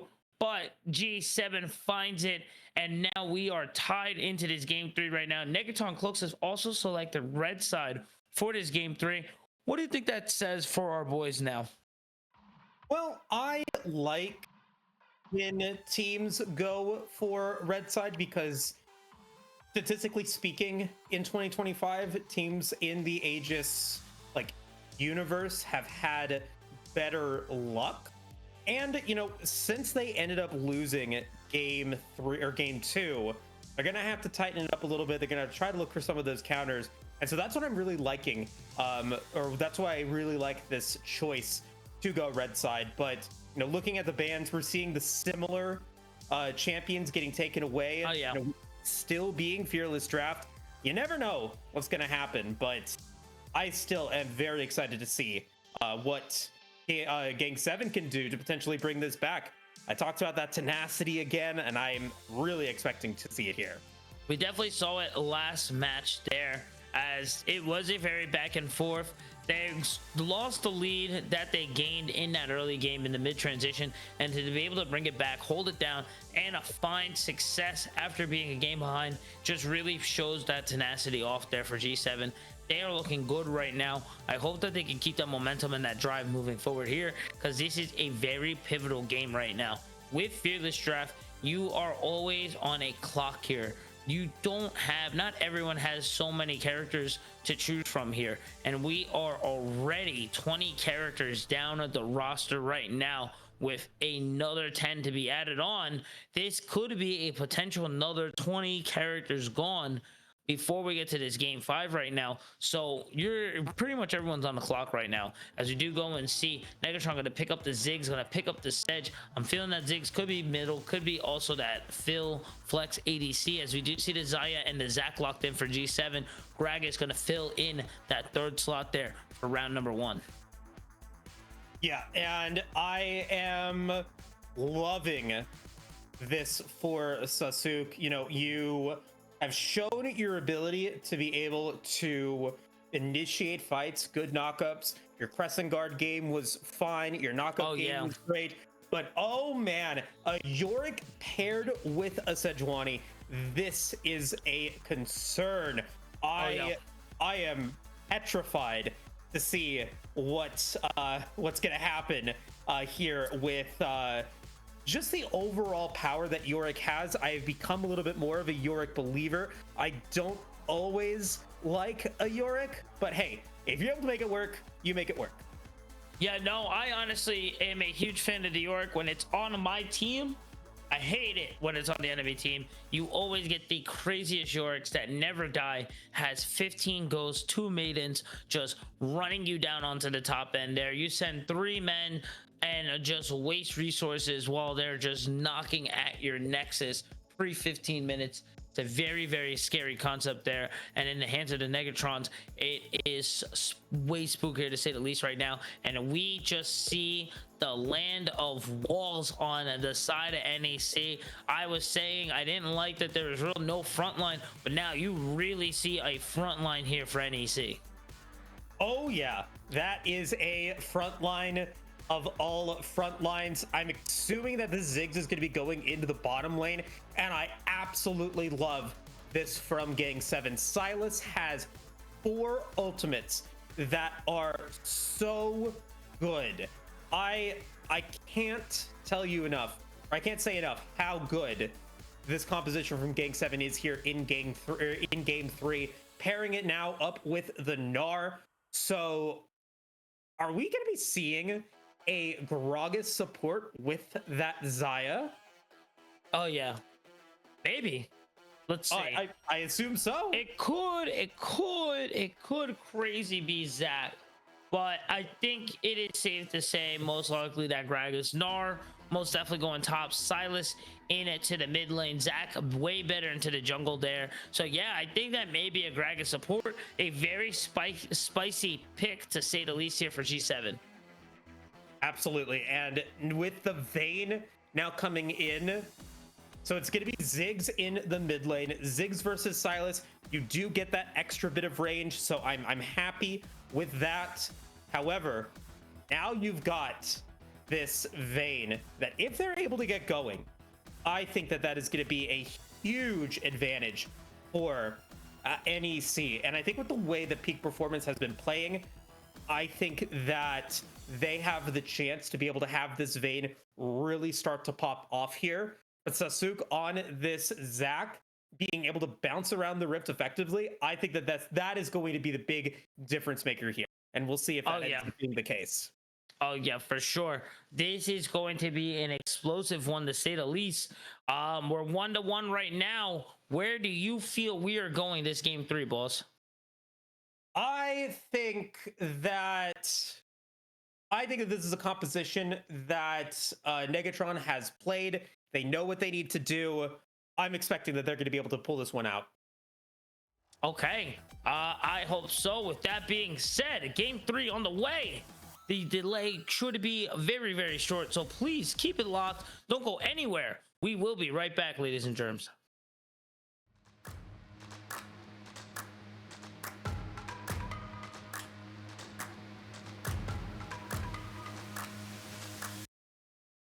Y'all sit back and watch me speak. About to take over your screen. Talking bulls in 93. Talking mom, I'm on TV. Y'all know all I do is me. All I do is me. Y'all sit back and watch me speak. Y'all sit back and all I know, my money green. About to snap and make a scene. My cup off and make this free. My cup off and make them scream. Go pop off for TMZ. Y'all sit back and watch me speak. Y'all sit back and watch me speak. Y'all sit back and watch. Watch me. Watch me. Watch me.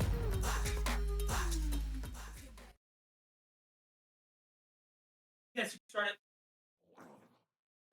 Aegis Esports, we are back. Told you it was going to be a quick break just for y'all to grab your water and your popcorn right now. Red side will be for the side of Negatron. G7 will be on a blue side. It is a 1-to-1, a very pivotal best of 5 match is unfolding right before our eyes right now. The line of skirmish is setting up, and I think we all know for sure where everyone is going to be. And yeah, Moose, you were right. That's going to be a Gragas support, my friend. Yeah, you know, you've also got that unsealed spellbook, and you can really disrupt these team fights with a great explosive cask. And the thing that worked well for G7 in game 2 was their ability to be able to disengage. Now, here in this game, they have the opportunity to use their ultimates to either engage or disengage, giving them a little bit more of that versatility. The only other thing that I want to point out here is that we have a lot of high priority champions used in this game. Oh yeah. Which means when we move into game 4 and potentially game 5, we're really going to be pinching the pool of strong, powerful champions in this patch. There's still plenty to go around, but I think that this is like an all-in game for both of these teams. Whoever wins this is going to get a huge payout by having all of these champions now off the table. Also, the fact that it being the best of 3 right now, it will show off, it will start to show off the championship pool of whose is deeper when it gets to that game 4 or 5. Even when you're looking at LCK and even the professionals, they start to get crazy. You start to see the fizz in the middle again. You start to see the silly things that we know and love in League of Legends. So I'm always excited to when we get to a game 4 or 5, and we are at least a guaranteed game 4 right now, as we do start to see out of the gate right now. Not too much right now. The level 2 advantage is going to fall to the side of Sprinkler. Peak Performance going to try to find a little bit of damage there on the silver, for her passive there off her W. And right now, it's not going to be enough to really write too much home about right now, as we do see Yorick take a little bit of pressure here. But the wave going to be in a pretty good position, a very scary position for it to be if you're going against the Yorick. Yeah, it's pushed forward. That's the not the disadvantage, but it's something that you have to navigate when you're playing as the Gnar. You get the Mega Gnar, you're going to be dealing, you know, significant AoE damage to your minions, and Yorick is fine for CSing under power. But I want to talk again about this bottom lane. Alune opting not to go for a cleanse. You've got a stun from Peak Performance. You've got a stun from Kyler. Going for the barrier instead, and I get it, because you do have the knockups as well. So maybe that cleanse isn't going to be as effective. The barrier is definitely going to have less utilization when we get into the team fight phase. But oh god, Till gonna be in trouble. Speaking of utilization there, Till at about 3% right now. Gonna have to pop that flash in the mid lane just to get themselves away. Steel City Warrior feeling the mode right now against that Yorick already. Kyler gonna come in for the gank. The TP coming in. The big CC following the knockup as well too. Conquerors is here for Optic Waffles. Will he be able to finish it? The flash back into the auto range. First blood gonna land over, but the minions putting in the work. They're gonna be able to pick it up, make it an even 1-for-1 in the mid lane. And that's just bad luck there for Kyler, and some hesitation, I think, on that flash onto Optic Waffles. That could have been a miscommunication. Maybe they didn't know that the flash was used. Maybe they didn't, or maybe they were like, I'm unsure if I'm going to be able to get the kill, especially if you're able to get the heal from Abscond. And had you moved forward a little bit, I think you might have been able to get away and survive, but you know, still being able to get that extra health with that giant spell, that's good. And here's the power of this Alistar, going to be able to get that knockup, and now Peak Performance is in trouble. As we get on into this little skirmish yet again. Not gonna be too much though. You gotta be careful though. Every little bit matters right now. Till just feeling the mode. Oh, the knockback on the Optic Waffles doesn't have the flash to get away there. Kyler trying to put the stacks onto the Frostbite there. Can't be slowed right now. Optic Waffles trying to make an even 1-for-1 trade, but the CC going to slow there. Gonna miss the chains. The Kingslayer gonna find one, but it's gonna be another 1-for-1 trade in the mid lane. Both teams away, one away from the Feet of Warfare. Yeah, you've got to be able to navigate that 2v1 effectively, and I think that they did a decent job of that. Optic Waffles. They have landed the abscond a couple of times in some of those fights, and that's good news for them. Kyler missing that slow into that stun a little bit earlier, I think, was the reason that ult was unable to get away. But ultimately, you make that a 1-for-1, and I'm not mad that Sejuani is getting these early kills. It's going to put pressure in the jungle. Great display of keys there, but with the collapse, that's a feat of warfare going to G7. Nice work there, locking down the Sejuani. Did just a beautiful information, and the flip back here, the feet falling to the side of G7 right now. It's a very back and forth battle right now between these guys. It is just watching professional boxers in the ring right now, and now instead of going for these love taps, they're starting to understand each other's play styles, and they are getting very aggressive. They're looking for the KO right now, up against the wall. Beautiful lockdown there from the side of Vayne, but not going to be enough. The flash going to be used over that wall there to kind of find a reset there. Beautiful condemn yet again from Pink Performance. Yeah, I mean, Kyler trying to stay down here, looking to maybe go for a 3-man play if Alun and Boy go a little bit too far forward. Also, the power of having that unsealed spellbook. Sprinkler was able to threaten a potential kill onto Optic Waffles by teleporting into the mid lane. It didn't result in anything, but Sprinkler was able to get back into the bottom lane relatively quickly. And now here's the thing that we got to be worrying about if you're G7. Gumby now has that maiden available. This lane is going to be pushing against them. And if you're able to get some of those early turret plates, if you're able to get some gold onto your Yorick, they're going to be a split pushing powerhouse. But you got to avoid getting hit by the Let's Bounce. Oh man, huge party in the mid lane yet again. Shook has the passive here, so not too afraid right now. Optic Waffles trying to find a tail on a sneak. The passive gonna be broken there onto Zach. He's going to reform just fine though. The super mega death bomb unavailable to try to find that finish there. Gumby showing off that power yet again, but here comes Sprinkler under the re-gank from the bot lane there. Again, a 1-for-1 trade. Feat of warfare ready, secured for the G7 side. Gragas trying to find a little something there. The tackle going to whiff there. Now the cow getting the knockback, the push. This should be a free one. Add in the condemned, a long CC over the wall. You're gonna add a barrel, get a little drink on, keep themselves at 1. It is looking like loads of fun, but unfortunately Sejuani is going to shut that down. Yeah, if you're Negatron, I get you wanting to be able to go for give the kill over to Peak. Right. It's unfortunately not going to happen. Oh, that Glacial Prison missing. That's unfortunate. But, with only half health, I don't know if Steel City Warrior is going to feel comfortable going back into this. So I'm thinking that Void Grubs are going to get taken. Alun, I like rotating up top side to be able to defend against the Maiden. But it looks like they're going to go for this fight. Oh, man, here we go right now. It's a huge fight for this side right now. Boykits are being able to pick one up on to Alistar right now. It is a 4v3 skirmish right now. The flash is being popped right now. Zach going to hop on to Peak Performance, and oh, that was a awkward mechanic there. I'm not too sure exactly what that interaction was. They look like they were able to get over, but I guess not. Optic Waffle's gonna wait in the shadows there, hop out onto Kyler there, just trade off that damage there. Zach gonna be able to steal the red there, continue to pushing and get this aggression, this tempo. The smite gonna be secured onto Sahuk.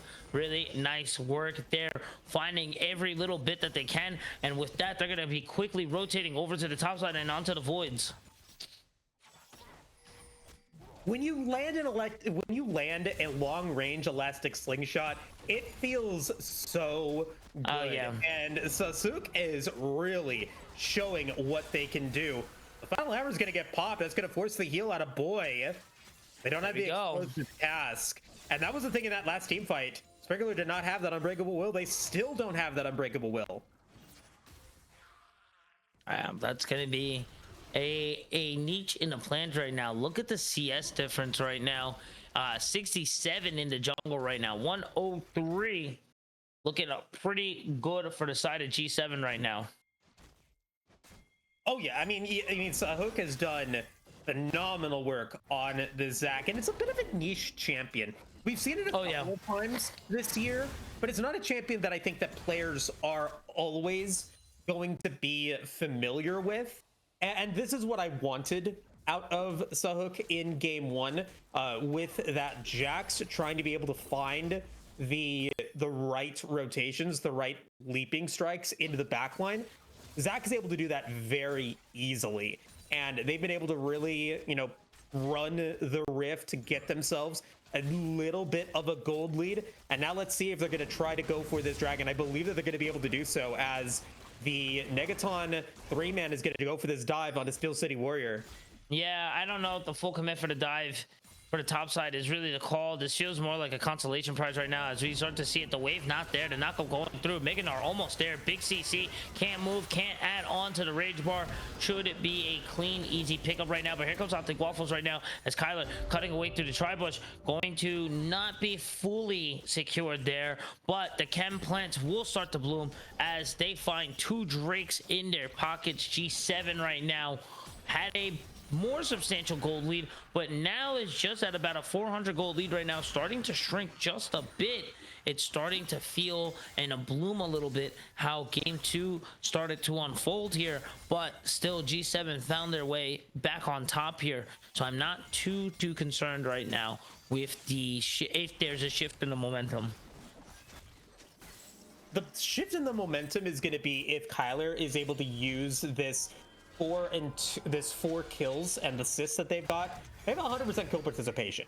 But Right. now you've got to try to find a way to use your gold lead to give your carries more money in their pocket. Gumby is going to be fine. They're going to be in the side lane. They're going to be pushing forward, getting gold for your team with those turrets down. You've got to give Alt some love, and you definitely have to give Peak Performance some money sooner rather than later, because we all know how terrifying a late game Vayne can be, but only with boots, they're really not a problem right now. Yeah, plus the pickaxe there, really not too much to write home about.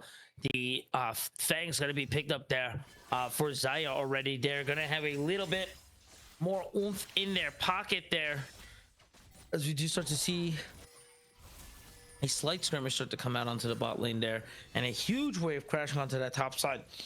I think that's going to be the Triforce in the pocket of Gumby there. That's why that forced the recall there. As we do rotate on over here, check it out. Two in the bush. Got to be careful here. They come out, they show themselves a little early here, but it is a 4-man collapse right now into this bot lane, but they do kind of get out unscathed. Yeah, great hands on Kyler and Sprinkler being able to avoid that elastic slingshot, and now they can go up against Sahuk. They're able to get the stun, but he is able to buffer out that.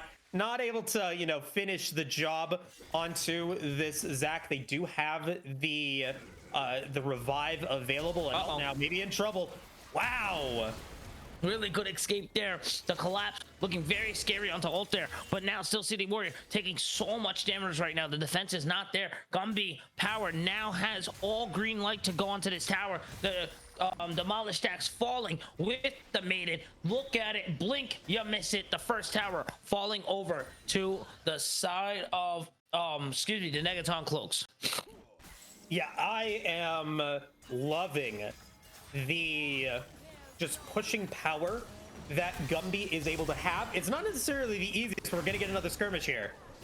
As we get on into it, it is a 3-2 right now for the numbers falling to the red side, and Altoon in danger right now. The Frostbite stack's not really sticking to where they need to go. Sprinkler on the run. The TP coming in from Optimus Waffle right now. Sprinkler trying to split away from the team so they can get a little bit of more time. Ult going to be there as well too. Steel City Warrior trying to get a little bit of love here, but the damage is the Ghost, the Maiden, the top laner himself, Gumby, just putting down this prehistoric beast and trying to add him to his graveyard collection. It is looking kind of tight.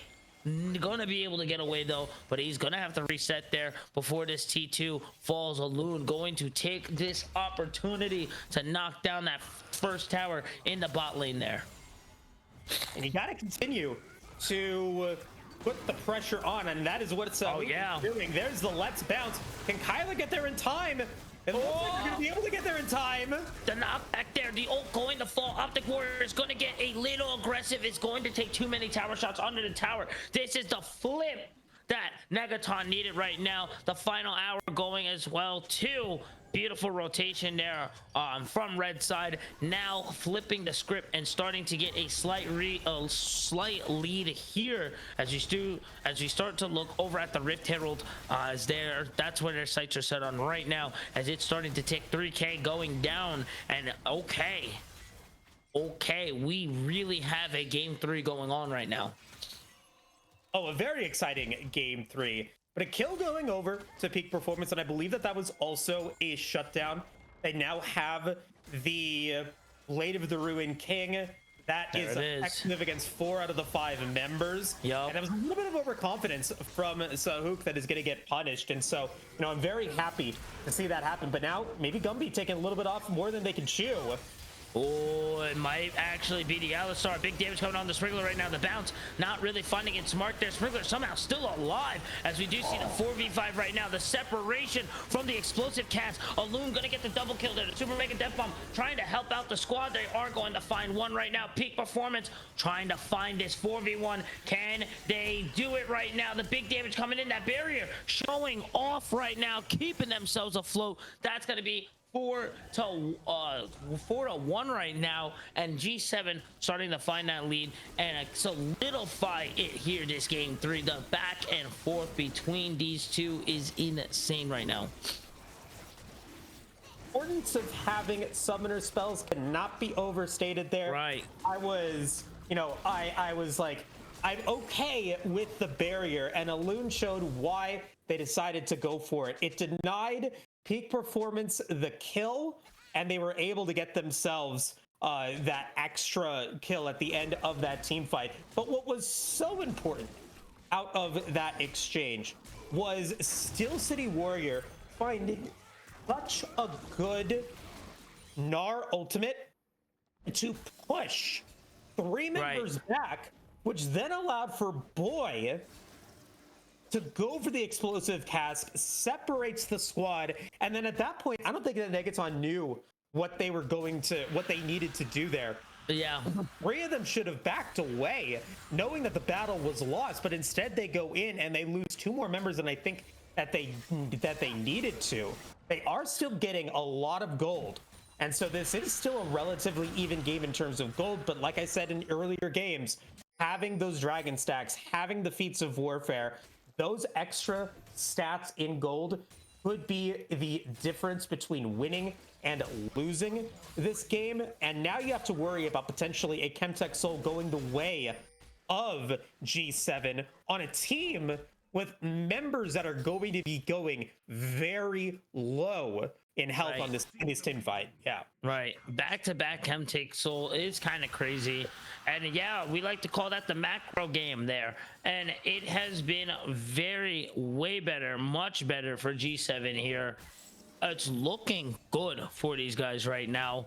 I can't say for sure everything is up right now. The gold is too close, but we have the Drakes up right now. We also have the Voids as well too. So with that being said, this is a stronger G7 coming out the gates. This is looking better than the ones in game 2. So if they can get this one and we get a better one that's looking in game 3, they should be able to close this one out at 3-1. Serious. They are still many steps away from that, as we do see this bot lane swap within the 2 topners here. The damage coming through, the Maiden just taking it down. The Triumph, or excuse me, the Demolish stacks going it through. Steel City Warrior not going to be able to do too much there, as Sejuani going to secure the Rift Herald there for their side as well too. And this is the scary part about this G7 composition, is the teamfight prowess is definitely there. The ability to be able to manipulate the map of the team fight is going to allow them to make so many plays that they maybe were unable to do so. What to see if Gumby's able to get a cheeky play on this Man, it was spooky. Steel Warrior just doing their job. They see the Rift Tail, they automatically just want to get rid of it before it starts going down. And now Steel City Warrior at 50, trying to shut it down. 26, gonna get a pop, not gonna be able to really get the finish there. He trucked it in to the wall. I just don't think that the Gravekeeper himself ever really got his license to drive Rift Heralds there. So just a little unfortunate that he crashed into it. It is a 4v3 skirmish right now. The Ice Bolt are going to land as Shulk gonna hop right in, looking for the engage. The trigger being pulled right now. 4v4 skirmish right now. So I set for this mid lane as the wave pushing forward into it right now. As they do retreat, they recall back here. Just trying to find that space into the river here, looking for the setup. Sprinkler in trouble. Here it comes, big CC chain, but that's the cow. Then CC doesn't matter when you got the cowbell right now, but the damage is due. Sprinkler on the flash there. TP coming in for the side of G7. Kyler trying to find their way in. Steel City finally here, but no rage on the mini Gnar, on the little bro, as they do have to reset back. That poke damage becoming somewhat of a more threat for the side of Negatron. Yeah, and that just seemed to be a little bit of indecision from Negatron. I think so. Tyler popped the Glacial Prison early in that team fight, misses everybody, or hits one person. I think it hits Optic Waffles, and then the rest of the squad, they just decide, okay, then we're gonna go back. But because that ultimate was gone, you then were able to use that to follow up your Mega Inferno Bomb, keep everyone in position so that peak performance can really capitalize on the final hour. And so looks like those ultimates are going to be up, except for that Unbreakable Will. Let's see if Negatron is able to find the right engagement this time. Alistar was able to hold things down a little bit. The dragon will be spawned. The 5-man roam into the Chemtech pit right now is looking good. 8k and fading, 7k and falling, 6k to Super Mega Death Bomb trying to clear out the area, but they're just going to hold strong. 4k as they go in. Kyler looking for the smite right now, but the backline getting attacked by the Mega Gnar, going to be condemned back. Now the flash up against the wall. The CC looking good right now. It's looking great for G7. 1-1 right now as the shutdown going to fall for a loon. Gumby going to pick one up with the shovel, and now G7 starting to fade just a bit. The TP back for ult. It was looking great, but now all of a sudden we're looking at an ace. The quadra kill landing from Gumby. The Gravekeeper himself just continuing doing his job, digging holes. You cannot let a Yorick be alone in the side lane for too long, and I think that is what happened there. You get a decent start for G7. You're able to push away peak performance and alt. They don't really get the big capitalizations on their ultimates. However, you weren't able to get Kyler down. They were able to stay inside the dragon pit, which then was able to give them the steal. Had Sasuk be able to get the smite onto that and gave them the Chemtech soul, that would have been a much different team fight, because they would have gotten that extra damage, that extra resistance at that low health, but they were just unable to get it. And all of that resulting in Negatron now having a gold advantage, negligible at 24 minutes. And now you got to worry with Gumby, who will always be a problem in the side lanes. There it is. 8 bonks, your life is over. There you go. Congratulations. You are now one of Yorick's elite employees. That it's just difficult to see right now. It was such a quiet storm building up in the terms of Gumby right now, who really didn't get extremely far in terms in laning phase, but like you mentioned, just had too much free time to hang out in that mid lane there. Has the Shojin now, has the Triforce, and now the team now is able to set sights on Otacon, because now you have to send resources bot lane, and you only can't send just one person. You have to send at least 2. And that just makes it difficult for those objective controls and for those skirmishes, because you're gonna most likely be, excuse me, at a disadvantage. The 2v1 right now, Steel Warrior City trying to find that CC. They find the mark, the feathers. Storm as well too. That's going to be the shutdown, but like we said, you take down 2 for the resources there. You're going to get knocked back onto a Shahuk, trying to find a jump over, looking for the smite. Steel going to get slowed down. The exhaust pushed back onto the condemn. Somehow Boy Kisser gets the secure. Kind of crazy there. Negatron has to be reeling just a bit after that mishap. That is the second. And they have unspilled spellbook, so I'm thinking that they might have had smite there. That is the second time that Boy has been able to steal a neutral objective as a support, and this time they're able to escape. With Gumby being too far ahead, getting collapsed upon by Alun and Boy, or Alun and a Steel City, that meant that they are now out of this fight, but they're going to be here for this one as the teleport's going to come in for the Baron Pit. They're now at 4,000 HP. Oh boy, here we go. I think this might have been a little overzealous here. The 4-man. Now here comes Ult as well too. Needs that super mega death bomb to put on the damages before they fall. The Feather Storm going to find its mark. Shahuk hopping back over, but Ulti lives with 1, and now they're just falling to pieces. Alun on the run.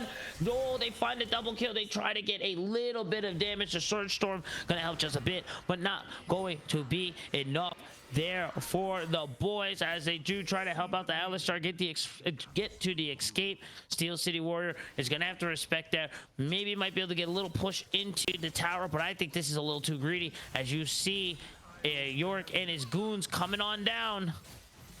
I mean, gotta be careful here. Yeah, I mean, fleet footwork. They're also going to be able to bounce away. I think that they'll be fine. Gumby does not have a flash. Really just trying to avoid Gumby from being able to push that mid lane forward. Yeah, Steel City Warrior going to be just fine there. We got to talk about that once again. So Spook goes into the fight against Alt, but just not enough damage results in Alt being able to survive, which then results in Alun going down to that Mega Inferno Bomb.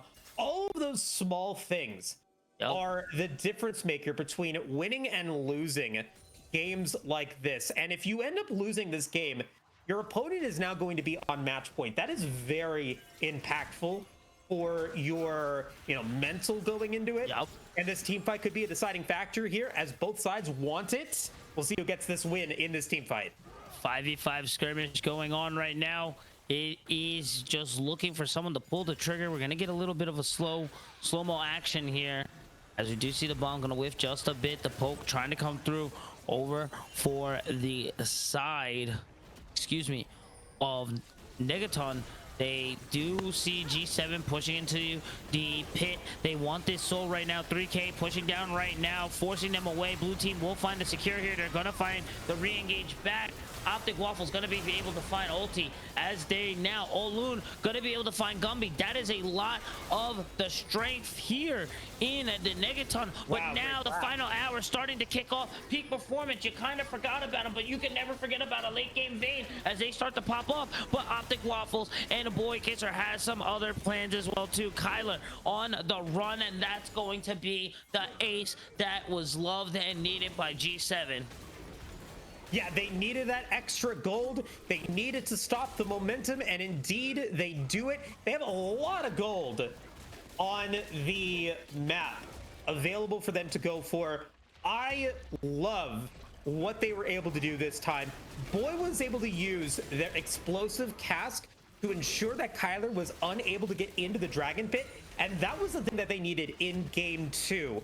Right, or in that first dragon fight, they needed to have Sahuk be able to get it with the smite, avoid Kyler and Sprinkler coming in, going for that smite steal. This time it didn't happen.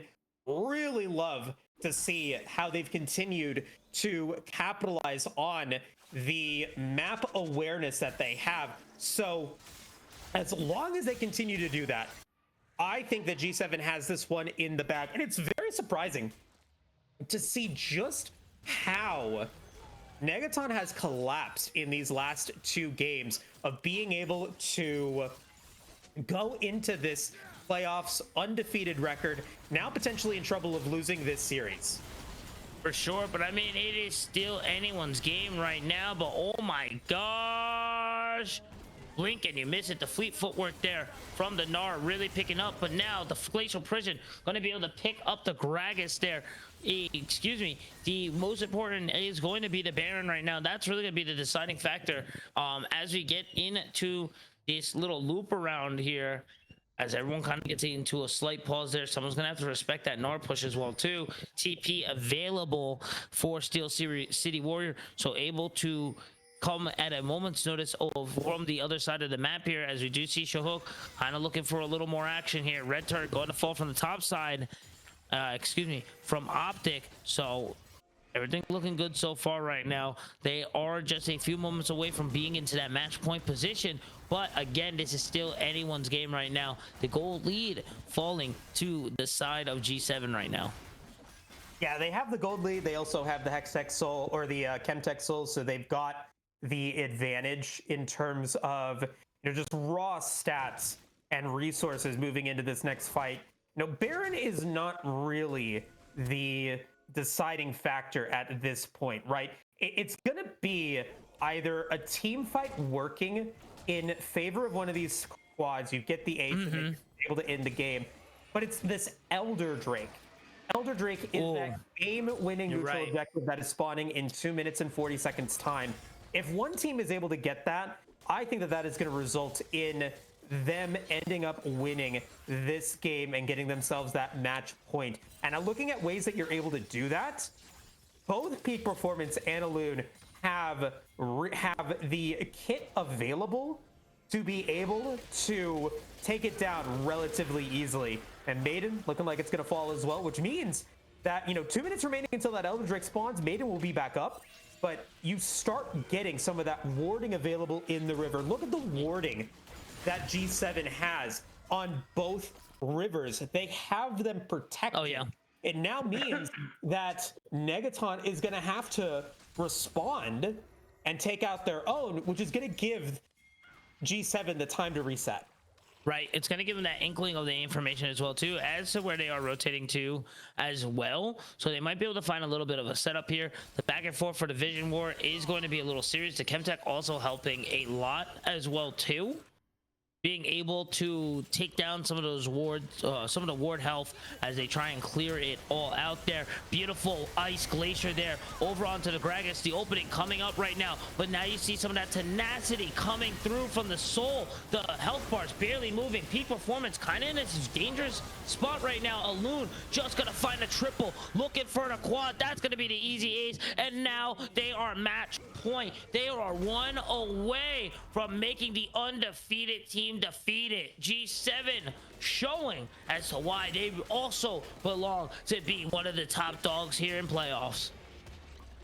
Yeah, I don't know why they decided to go bottom side when the mid lane inner turret was taken. It's probably because the minion waves were available for them to be able to get it, but it was a fine play by Negatron. You find your way to engage onto the carries of G7. I don't disrespect trying to go for it. However, you didn't need to go for it at that point. Because Alune was able to find that Feather Storm, that is going to result in them being able to get away.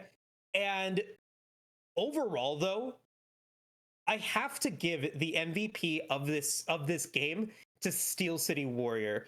6-3 and 12. However, the ability to be able to find multi-man Gnar ultimates in a team fight that wasn't necessarily always going to go your way, so good. And we saw multiple multi-man Gnar ultimates there. Steel City Warrior very happy about that one.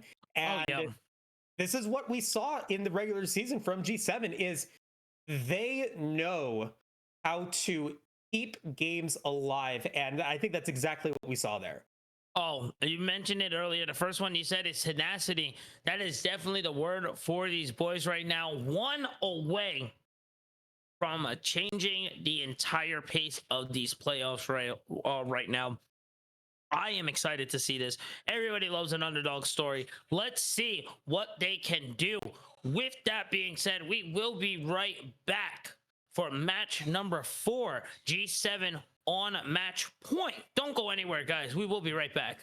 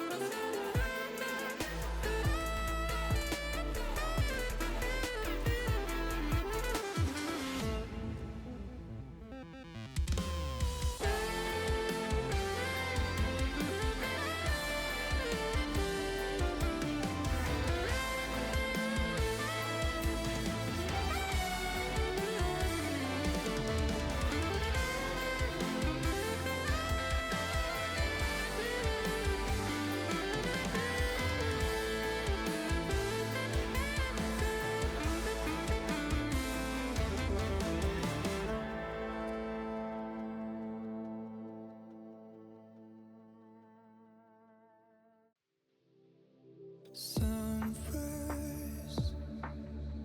doom and afterlife, daylight, dawn comes as a surprise.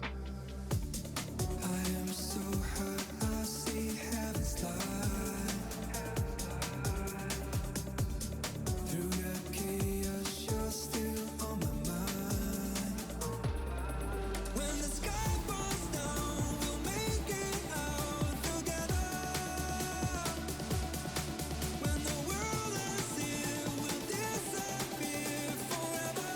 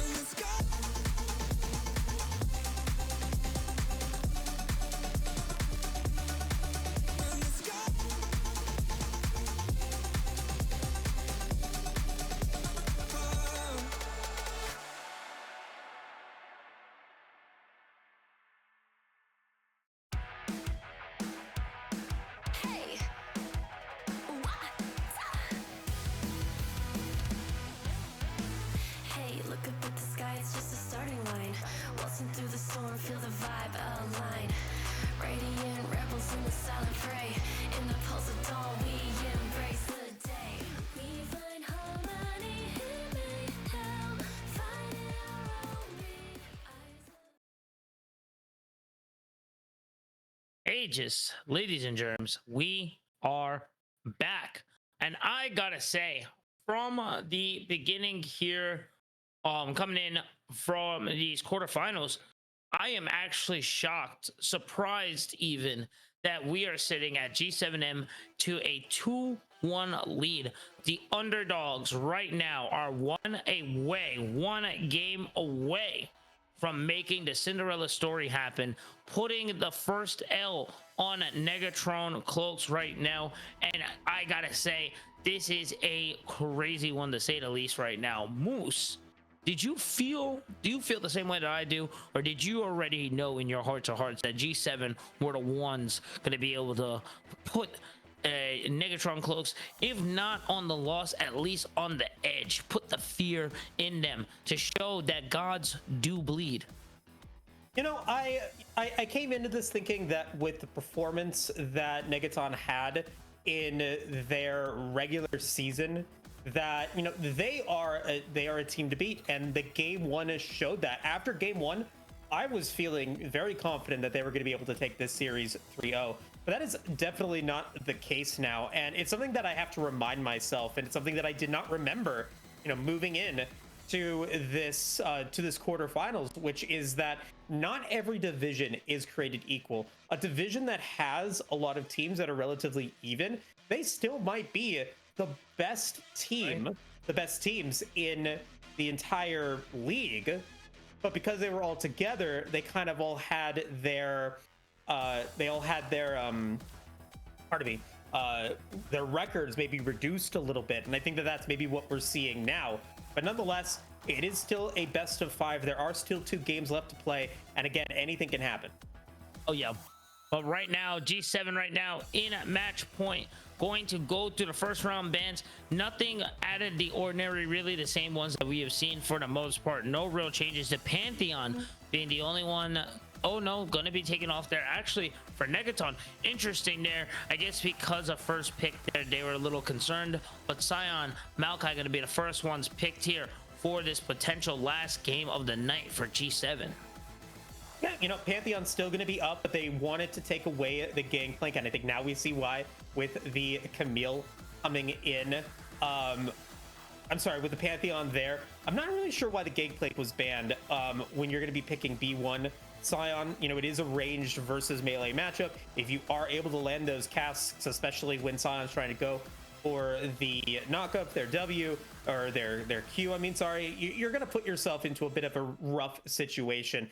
Scion B1, you know, Steel City Warrior having a really great game in on their Gnar. Now gonna have to be playing a little bit more of that tank role, and we're gonna see the opposite effect. This Camille still has to be that side pusher. York maybe didn't necessarily work out. Not going to, you know, they're gonna have to pull it off here. But with G7, they're once again building a composition that is looking to adapt and manipulate the team fights. Lilting Lullaby, Unstoppable Onslaught, Hostile Takeover. Your positioning has to be on point if you are Negatron. But what they have now is a Nature's Grasp to be able to root everyone in place, and you also have the Hextech Ultimatum, which could also limit this Lilia and Renata's ability to be able to move around in these team fights, and Arise as well. The Talia was the game that they won because they were able to roam up into the top lane, roam down into the bottom lane. Rise can do that with that portal, and I want to see them utilize that as early as possible. Yeah, a lot of catch potential, I think is the word for Negatron Cloaks here. If you walk or try to roam into a lane haphazardly, you will get caught from Negatrons, and you will probably most likely die for it right now. It's showing that they're trying to get ahead through lane and then deal with the and start dealing with the issue at hand here. G7 is getting it seems like they're trying to find that green and that go, that trigger button yet again for these boys, and I do like their picks here. I just want to see a more solid damage right now from the mid laner and from the ADC right now. I don't want to see, I know Ashe can't be picked, but I don't want to see any utility. I want to see some more oomph. I'm not too sure I want to see in the mid lane, as we do have Syndra and the Victor going to be taken off there. And you want to be able to give this Ryze the best opportunity to be able to get ahead in the early game. And now looking at the bans, you know, I'm fine with the Syndra and Victor for Negatron. You want to be able to ensure that that this Ryze is able to, you know, not only thrive in lane, but avoid getting themselves too much damage dying early on. I'm surprised that G7 is allowing for the Varus to come in and having that still be available for NEC to go for the R4. I now kind of see why with the Jinx. Jinx can still deal a decent amount of damage, and Renata, if they are able to land a great handshake, Ryze or the Varus is going to be very difficult, or going to be very challenged to be able to get away, because they have mobility. And so what does NEC decide to go here? They've got some frontline, and they're going to go with a more Enchanter support on that Bard. So again, you have to land these really impactful skill shots. Chains of Corruption needs to land, Tempered Fate needs to land, Nature's Grasp needs to land. And Negatron has shown their ability to be able to do that. But Gang7, they've gotten a lot better moving into the later part of this series. And so I think that they can do it as well. I have to give the draft to Negatron, but only slightly. Really, I want it. What I want it from G7 as we do move on over to the team composition. I wanted a Loon. I wanted Waffles in that oomph, in that strong damage lane right there. We got the Yone. We got the Jinx. I love the picks there. I'm not the biggest fan in the Sprinkler with the Bard. I would have preferred someone maybe a little more tankier. I think it's a little hard though going into the Alone boy with the Renata and the Jinx. You just get ripped apart there. So I do kind of understand it, but I would just prefer. I just like my front lines. That's all. I like my meaty boys. And I think you have that front line available with the Maokai. It is going to be a jungle Maokai though, so it is going to be somewhat questionable. But for Negatron, you have to be going into this game with your pedal to the metal. You have so much mobility in your Bard, Camille, and Maokai that you can be anywhere and everywhere. So Sasok, if they end up getting invaded, they're going to be in a really rough spot to be able to actually get to a point where they can land a Lilting Lullaby and then survive. And so if I'm G7, I'm trying to play this game as slow as possible. Well, you said last time you saw the G7 vision. Do you see the G7 vision now? I do. You know, if Unstoppable Onslaught lands, if Fate Sealed lands, and you're able to get knockups onto multiple members, there's nothing that NEC can do to be able to stop them. Nature's Grasp is a great initiation tool. I don't think it's as good of a disengage tool in this game, because if Jinx gets excited, if Renata lands a hostile takeover, you're still going to be in this fight. It's going to be, it is going to boil down to, you know, of course, execution. And I'm really looking to see if communication is going to be on point. That's going to be the big difference maker here.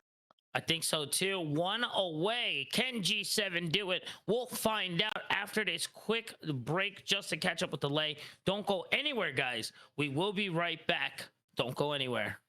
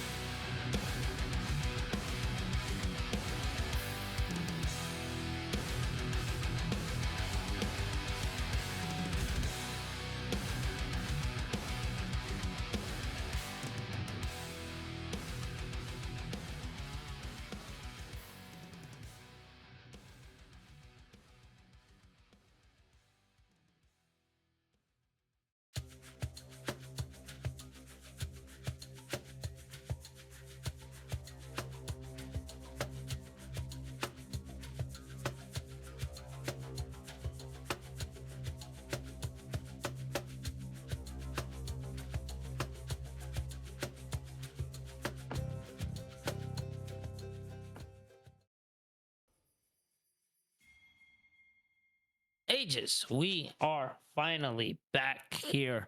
If you guys are just tuning in, this is Aegis Vanguard League quarterfinals on the way. Negatron, Cloaks, the Gang 7 going up, looking good right now. Everyone added it. The underdogs looking to close this one out and finally put one in that L mark for our Cloaks. This is scary though. Let's see what they're going to do. I'm curious to see how Sprinkler is going to navigate this game. They decided to go for the Unsealed Spellbook again. You know, I love the ability of that to be able to go for those smites. No Unsealed Spellbook for Boykiss, so they're going to go for the Guardian. Absolutely agree with those changes. The only thing that I am curious about is how Peak Performance and, like I said, how Sprinkler and Peak Performance are going to navigate this. Varus is a very tricky champion to navigate in the 1v2. If you get hit by a root, if you get hit by a stun, you're gonna have to either pop a summoner spell or you're dead. And that is a cause for concern. And with a Bard, I'm wanting them to rotate around the map. I'm wanting them to have impact on multiple fronts. And so both those things are going to make it very difficult for them. With the way that Peak Performance has been playing, I think that they've been playing relatively well. They just have to continue doing that. If they want to see themselves get this to a game 5, I know that they can do it. Yeah, only 2 games remaining. This is still anyone's game right now. I am still pretty scared. I'm not gonna lie. It doesn't seem that anyone really has the full understanding of each other just yet. It seems that G7 has it, but I don't know, man. This is it's so back and forth. It's really hard to say, as you do see the level 2 advantage falling to the side of the Cloaks right now. Optic Waffles taking some damage there from the rise there, as that's going to just be the start of the opening here. nothing too much or too much more to write home, as we do see the Ruins Masteries, nothing too crazy. We got the grass over the Conquerors in the top side, does have the phase rush into the Conquerors in jungle. And get the fleet there as well too, and a lot of phases here, and the catch potential just from the side of, excuse me, of the Cloaks is just going to be kind of crazy. I'm curious to see that, and I'm excited to see that once we start to transition here. Yon taking a lot of that early game assault and that damage there. Till ult going to be doing pretty good here as we do get into it. The unstoppable going to crack, but he's gonna have to go back to his body. Yeah, a pretty good opening here from all lanes. Yeah, out capitalizing on having the range versus melee advantage. They're gonna have to back soon to be able to get that Tear of the Goddess. But ultimately, I want to talk about that communication thing, as Alta might be in trouble. Oh my god, they're gonna be dealt a lot of damage. That's first blood. He's going to be knocked into the tower. Dosha hook, taking a lot. The Conqueror's going to proc, so they really can't full commit there. You don't really want to take the 1-for-1 and turn it into a 2-for-1 trade there. I gotta say the rotation was really nice there for the side of G7. Yeah, vision again, being an issue that I think that we've been seeing out of Negatron in this series. I've been, I've liked their vision at some points, but I think their early game vision has definitely had some, or left some room to be desired. But the thing I want to talk about is, I disagree with any sort of statement that says, oh, this these teams, they maybe don't necessarily know each other. I think that they do know each other, but this is, a quarterfinals match. It's for potentially winning money in the AVL semifinals. You have the opportunity to potentially get into that third place. I think that, there is some nerves that are coming in here. And especially, with all of these players really showing what they can do, you are, I think, going to always be in a, I don't want to say a high pressure situation, because a lot of players say, oh, we're just having fun. But I think that that's part of it, is you just have to use this experience to make sure that you're staying calm, staying good on that communication, and ensuring that you are, all on the same page. You're not always going to be on the same page, but practice is going to make perfect. Yeah, that's exactly the best way to say that. Practice makes perfect, and just commit to the play here. And like you said, the nerves kind of going. It does make a bit of back and forth there. You just got to be a little more careful and just kind of relax a little bit. I think once you start not having fun is when you start to lose the game a bit. And also, for some of these, for the East Coast players, it's 10 o'clock. It's a little bit later. Right. And then, you normally do that. Fatigue could also come into play, but a lot of these players have played in best of fives before. I think that they are, aware of that. But with games 2 and 3 also being 35-minute plus games, it can take a lot out of you. So, you gotta use all of that to, train, play your best. Like you said, don't get tilted. It's easier said than done. And it's always going to be a challenge. But, First Dragon, it's looking like Negatron's going to be able to get it. Nice. Gonna take a slight hiccup here. It was only a 1 kill in the mid lane. Wasn't anything too crazy. It wasn't a complete mishap.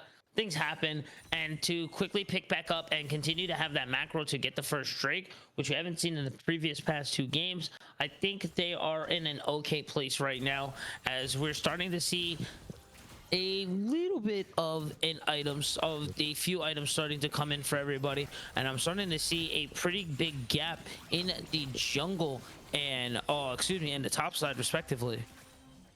I think that that's the power of the Scion.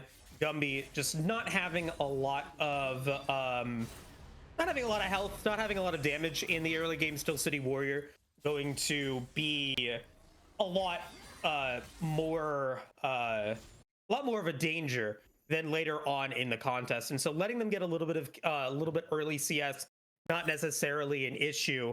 What I'm looking at now is how long it's going to take Alt to be able to get that first item. Are we going to be going for that Roa with that crystal? Are they going to decide just to go against it? I'm assuming that they're going to go for the Roa. They need that mana as quickly as possible. And so those are the things that I want Negatron to be looking at. How are they going to be able to get Alt to that impactful first item? We've got a skirmish happening here. Might be going to take the path there. Corrupted Chains going to land onto a Loon right now. Big damage going to go, but Kisser there for it. The Nature's Grasp going to knock him back. A Loon going to escape, but now has a little bit of extra life, but it's not going to be enough. Peak Performance going to find it. The choo-choo train from Steel City is here, all aboard as the front line just holding it down, all in a very terrible spot. The Feet of Warfare going to be claimed. G7 going to pick up 2, and now starting to pick up the Temple. The Momentum going to pick up the the Voids as well too. Yeah, I'm not sure why we saw the aggressiveness of Negatron in that one. They knew that Gumby did not have teleport. They were not going to be part of that fight, and Steel City just roams up, goes for that unstoppable onslaught, and they're there quick enough to be able to turn that team fight into an advantageous situation. It's the 2-for-1 for G7. The only advantage out of that, though, is that you do give Peak Performance their first kill. They're able to get a little bit more out of that one. The downside, Alt dies in that. They only get the assist, delaying getting that first item. Yeah, and anything that's really gonna force that slowdown time is gonna make it a little difficult for these guys. They're gotta stop playing into G7's hands here. The pick, the catch is what the comp is about right now. Let's get to that position once G7 starts to roam, where you guys can lock down one super easy off the no vision, and then continue to push forward here. If it gets too far out of hand, they won't even be able to get to that position once G7 starts to roam together as a unit. Right. You know, you have to wait for Negatron, Gumby, Peak Performance to be able to start going. And Kyler has done some good movements here in the in this early game, being able to find that great twisted advance onto a Loon. That's the only reason why a Loon died, is that you go with that flash forward into that twisted advance, into that extra knockup. That's impactful. Now we got to see if they can maybe find something here onto Optic. Optic was forced to flash. Dragon is up in a minute. And it does look like Negatron is trying to go for this one. I don't know if that's necessarily the right play. I would much rather prefer trying to get gold onto your carries to allow them to be able to get to those power spike points. And maybe that's what we're seeing here with Sprinkler. Doesn't have the Tempered Fate. Here we go. Ooh, I thought it was going to be the 3-man dive here, but I guess they are going to decide against it with 40 seconds on the clock for the second Drake right now. It will not be Infernal. Not sure what the second one will be right now. We will check in a bit as Gumby gonna find the hook shot onto Steel City, but you're starting to see that wall of an undead warrior starting to come up there. Not the trades really not falling to the side here for Gumby, as they are kind of hovering over it on Loon at around 50 right now. Good lockdown onto Sprinkler. The Mega Death, or excuse me, the Super Rocket there going to not hit, but the tower plus the CC is going to be more than enough to put down the thin paper that we call HP on Bard here, as the Hextech Dragon going to be spawned here for the second one. Yeah, and that's sometimes the crux of going for a Bard. No Tempered Fate. Navigating ultimates is very impactful on a team like this. You need to have that Nature's Grasp. You need to have those Change Corruptions. You need to have that Tempered Fate if you want to get out of this. And now Golden coming in. Loon gonna be stuck right now, gonna get a second life, but I don't know if it's gonna be long enough Steel City, the double TP coming in. They might be able to trade the tree's life here, but now Waffle's going to get caught up here. The Hex Tech ultimatum going to put down. It is 2-2 right now, but it's looking good for the side of G7. A big flash forward onto Sion. The knockup coming in. Shahuk going to be able to find peak performance there. Steel City going to walk back away from those towers. 3 for 3 right now, but I think G7 came out on top right now. But Sprinkler with the flank, the rotation, Kisser going to have to flash away from that very precarious situation. But yeah, like I said, I think that was really onto the side. Oh, make that a 4 for 3. Alun makes it work for G7. Wow. Wow. Very impressive stuff coming through from the G7 Mirage squad. You can't understate how important it is to land skill shots. I feel like I've been saying it all series long, but yeah, you've got to land ultimates. And when Alun gets that, it now makes that fight so much worse for Negatron. It puts alt back much further. They lose out on getting more gold into their pocket. They lose out on being able to get positioning for this dragon. Yes, they're going to try to go for it, but I think that G7 is here in time to contest against it. There we go, keeping that momentum, the macro onto their side, 2K and fading. I think it's just going to be a give call here for the side of G7. I'm not the biggest fan of it, but I do understand it. It's just really not in the cards to really full commit for second Drake there. I would just like to see a little more macro coming out with the lead that they do have here already from G7. No, I mean, I think that it's fine. I think that you're not worried about soul yet. You know, I think next dragon you do have to fight for. You don't want to have them have a 19-minute third dragon that's going to be 23 minutes for a potential full soul fight, which could mean that both Baron and Dragon spawn at the same time. That gives Negatron the opportunity to, you know, pick what neutral objective they may want to go for. And so I'm not upset about them trying to go for that. They're able to get some vision up top side. They could try to go for the Rift Arrow. They're going to be able to get more CS in. And if you take a look at our gold, you know, the ones that need gold is Negatron. They need to get that going. And so, yeah, I'm definitely not upset about that. No, 100%. I do like the call here. Just continue farming, get it going. I just want to see a little more aggressive. I want to see more confirm as we do. The Tempered Fate there going to put down the tower. Optic Waffles just sees a way forward, trying to seal the fate over on the Cloak side, but unfortunately it's not going to be it. The Rift Tail is going to be traded for his life though, so he doesn't die in vain, as the first tower is going to be destroyed there for the Cloaks there, as we do rotate back over to the top side here. Steel City Warrior getting kind of bulky. Yeah, not a bad call. You know, Rift Herald for tower. There's a chance that the tower doesn't even go the way, or a tower isn't even used by Rift Herald, but Chains of Corruption is going to be used. That is the power of this Varus. Very close for this Lilia going down. Oh my god, but that's an awesome takeover. I'll give it to you. Oh yeah, Renata the gas going to kind of cause a mix up there for all. It will give them a chance to kind of retreat back, get away from the situation. But yeah, like you mentioned, that Chain of Corruption plus that passive putting in a work right there. Gonna be able to find the jungler right now. Slowly but surely, the Cloaks are starting to bring this game back to their side. I mean, I think that I think the ball is now in their court.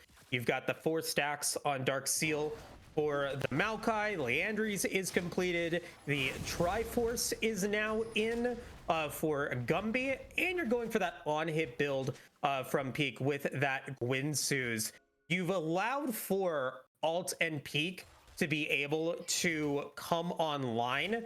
And you look at the items for G7's mid laner and AD. You just have an Avori. And you just have that Blade of the Ruined King. They're not really dealing a whole bunch of damage right now. It's going to be up to Sasuke, Steel City Warrior, and Boy to use their ultimates to, again, manipulate the team fight. If they land, that could be the difference maker. And the last time we saw them go into a skirmish, That Hextech Ultimatum really didn't do much. The Tempered Fate didn't do much. The Nature's Grasp didn't really do much. And we'll see if Alt is able to do anything there. Great hands. Nice flash, good reaction there. Almost to be the Fate sealed there, but now that's going to be on cooldown for a little bit there. Sheshuk just trying to secure that red here. Excuse me. About a 200 gold lead right now. Slowly shrinking and moving towards the side of the Negatrons right now. It is getting kind of scary. If I was G2, I'd be a little nervous right now. We are 1 away right now, and we want to close this one out. You don't want to take this to a game 5. I feel mental, also just excuse me, tenacity is going to be a big factor if we have to get to a game 5 right there. And I don't know if either team has enough in the gassing to really pull out all the stops if need be. So really G7, I feel, really needs to try to seal the deal here. Don't give them any breathing room right now. I feel this is too close for comfort right now. Yeah, I mean, if you can avoid going to a game 5, avoid going to a game 5. But again, I'll say these are seasoned players. They know what they're doing. There might be a little bit of change, or there might be a little bit of change in your play the later the game goes on, but I'm sure that they're going to all be able to be effective for the remainder of this series. The thing that I want to notice, though, is that Alt doesn't have that flash. That's a big spell that's not available for them. And now we've got Gambi going into the teleport. Let's see if they can make this team fight work. Steel being able to find a lock on the Peak, the flash going crazy. The Undead Warrior continuing, picking the pace, peeling Peak away, looking at one. Just a pixel of health is going to get picked, but that's going to be 2 for 1 right now, as Sheshuk is going to be the one to be able to take down the Varus. Alun looking very low right now, in a very dangerous situation between a rock and a hard place right now, and it looks like they're going to get that second life there from Renata, and I think just through it, it's going to be a 2-4 lead there on for our guys. They're very clean, bringing that over to their side. The gold still going to be tied over for the side of the Negatron Cloaks. Yeah, I think that there was just a little bit too much aggression on to Peak Performance. They already used their flash, and they already had used their Chains of Corruption, right? Like, you have taken out a lot of the killing power of the Varus. Yes, they're still able to go on a hit, but with multiple members trying to go after that AD, it allowed for Alt just being able to free fire onto the backline. And I have to really give credit to Gumby for being able to land a great Hextech Ultimatum to give Varus a little bit more time to deal damage in. And again, we're going to see someone get caught out. There we go. As we get into the action right now, can't see too much so please take it away from me right now.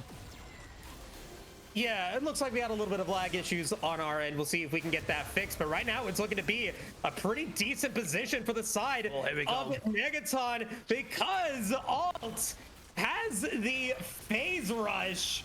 Woo-hoo-hoo. Oh, being able to be one speedy boy. They're able to get away from Optic Waffles and Sasuke. They're able to get themselves 2 more kills. And with the power play that they were able to get, not only are they going to get the Otacon, but they're going to be able to get the inner tower in the bottom lane as well.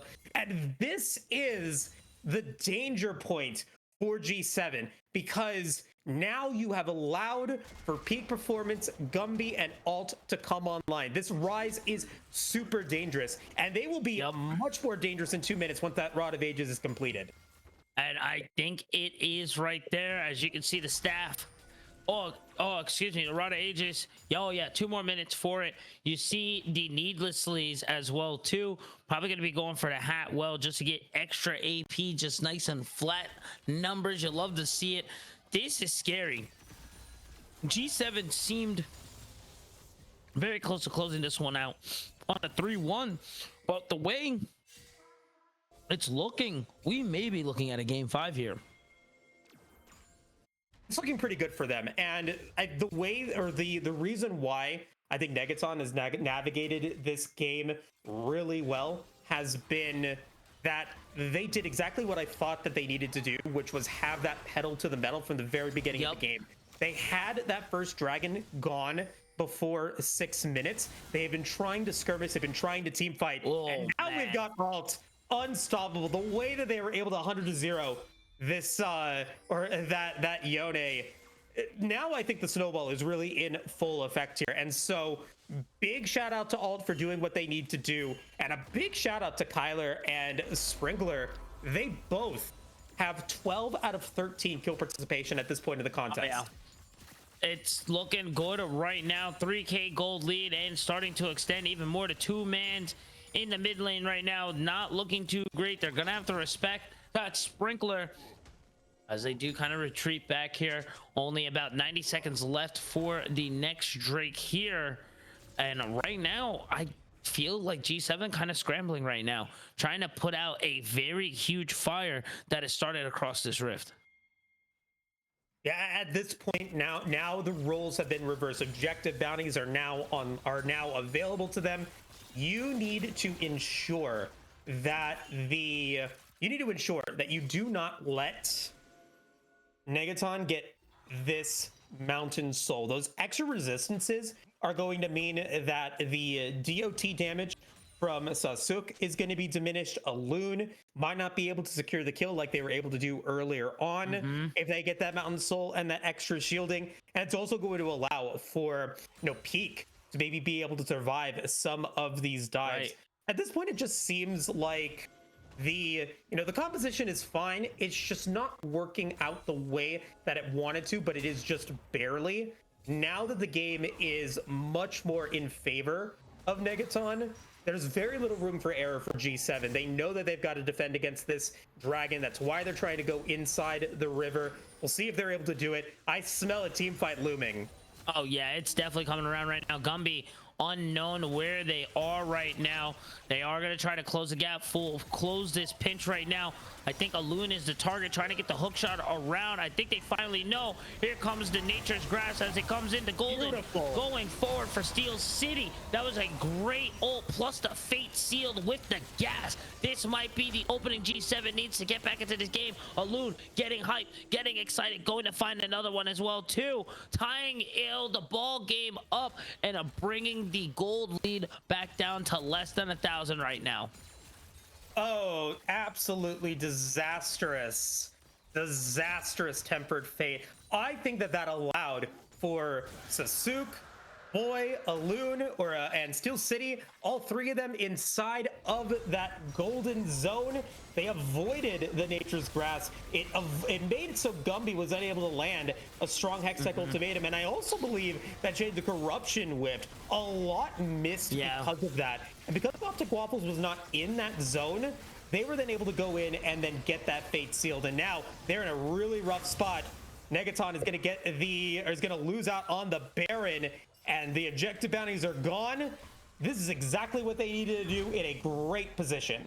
This is a huge throw from the side of from our Cloaks right now. They need to recover immediately right now before they get in trouble right now, because they were in a great position to kind of bring this to a game 5 right now, but that strong lead is starting to crumble right in front of our eyes.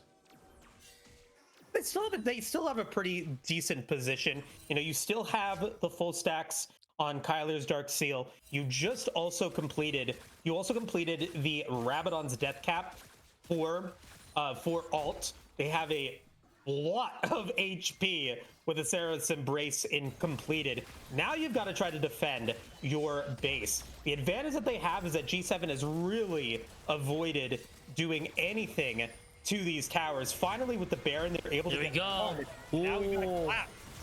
Alone getting caught right there. The gas going out. Berserk over on it to Sprinkler. Shahuk going to find one right now. It's looking good as Peck going to be able to find a Loon. Optic Waffles back to his body. Can he reposition as Peak Power over onto the side, going to get picked up, and it's going to be Scion going to be the one to grab it. Gaming Power trying to clear out that big Baron wave there of minions to try to stop the siege, but I don't think that they have a chance to go. They have the cannon, and as Gumby just continuing pushing forward, going to try to stall for as much as possible. They're going to use that Baron buff there to let that enhanced cannon put in the work and put on the damages needed to try to maybe get that tier 3 tower. But I think they're just gonna give a regroup, reconvene, recall call, as right now G7 back in the driver's seat right now.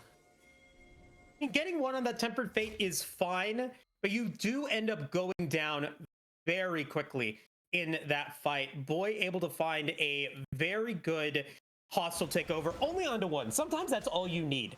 You just need to land onto that one member that is able, or that could potentially be the difference maker in these fights. And Sprinkler, if they were able to land a stun and or make it so Alun and Sasuke were not able to get into the backline, that could have been the difference between winning and losing that team fight. I liked what Gumby did. They decided, hey, I'm going to try to do some proxy farming, make sure that that inhibitor tower stays alive. Ultimately, with only 13 seconds remaining on the Baron power play, you really were able to stop G7 from being able to capitalize onto it. They only got 2 towers.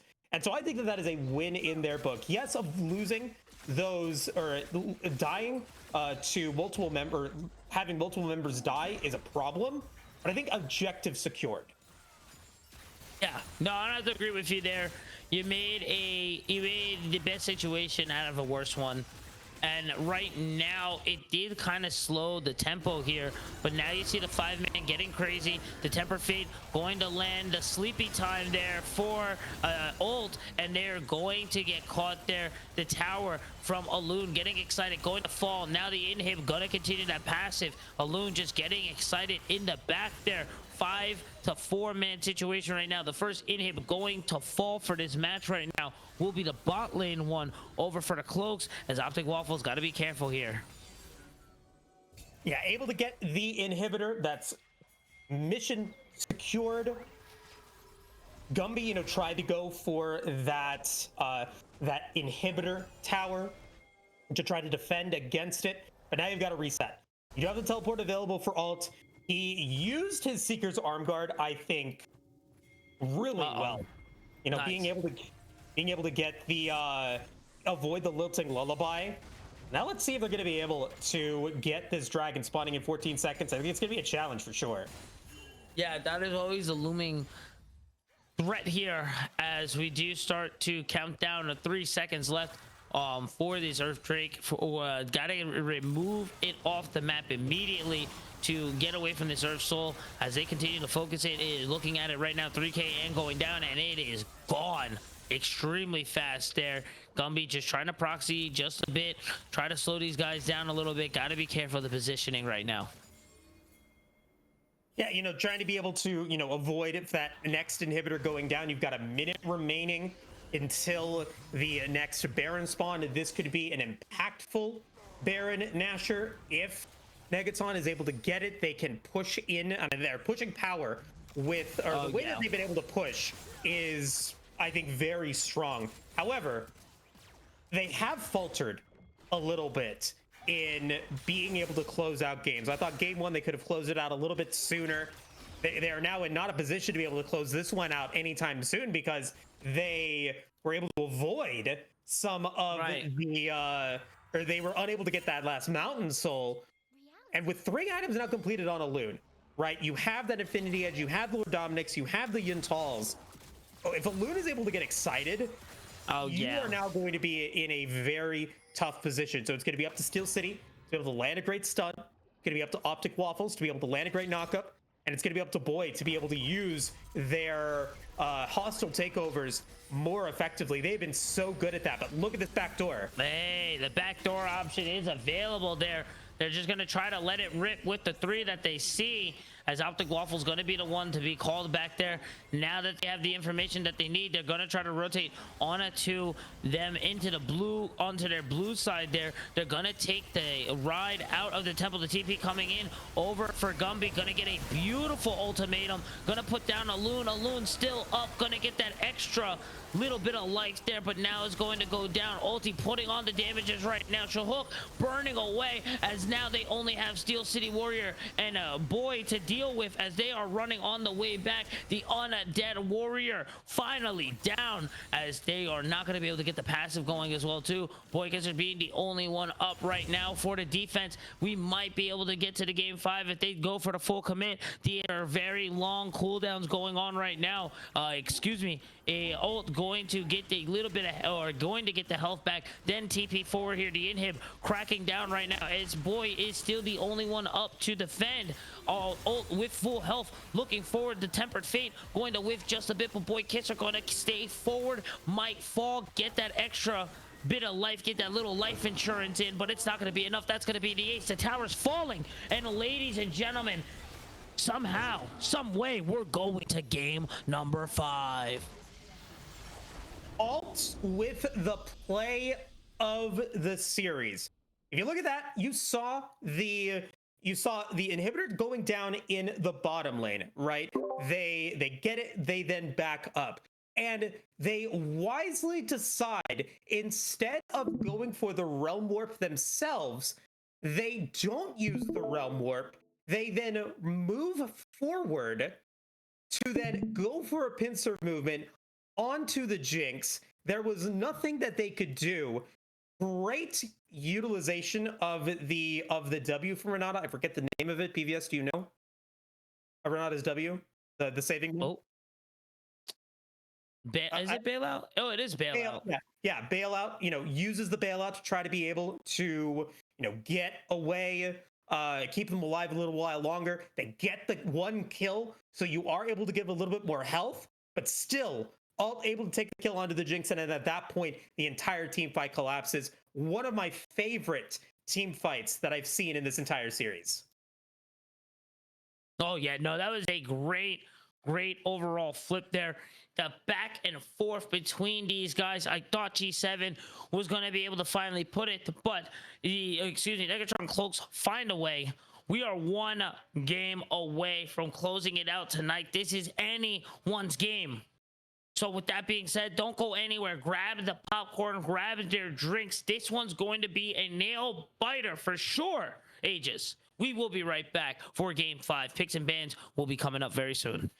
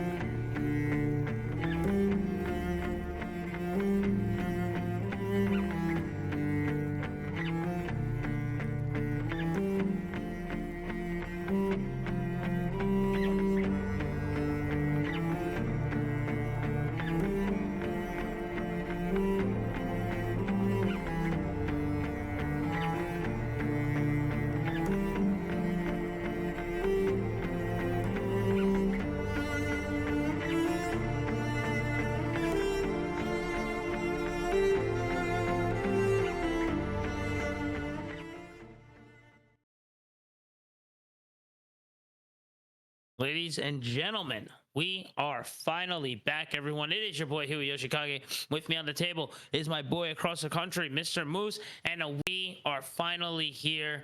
Game number 5, the last one of the night, the official do or die. Negatron Cloaks will be on the blue side here. Gang7 will be on the red side. They are one away from making history, while Negatron Cloak is one away from retaining the undefeated title. It is anyone's game right now. There are 5, 10, 15, 20, 25, 50 characters gone off the board right now as we get into the first round bans right now. Syndra gonna be taken off the board right now.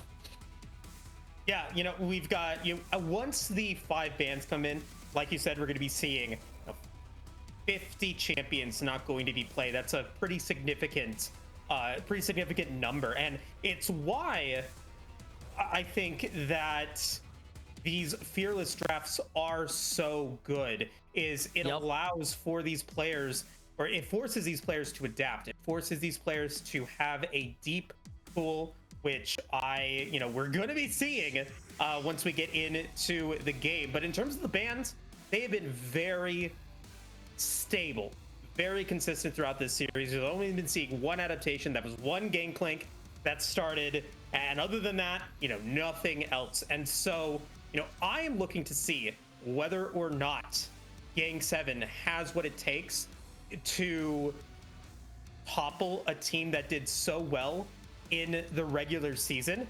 I'm shocked to see the J4, a champion that has been banned away for the entirety of this series, now going to be available here for B1. I think that that's a bit of an error for G7.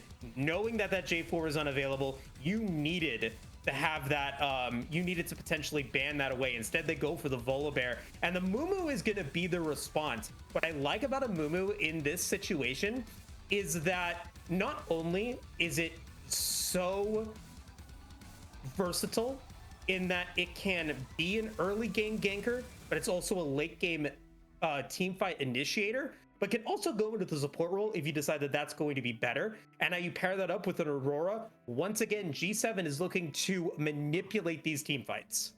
Yeah, and forcing them in the between worlds into the Curse of the Sad Mummy, it can become a very big threat there. The Cataclysm can kind of set up a terrible story for Negatron Cloaks if not used properly. There are going to be the answer there for the Aurora.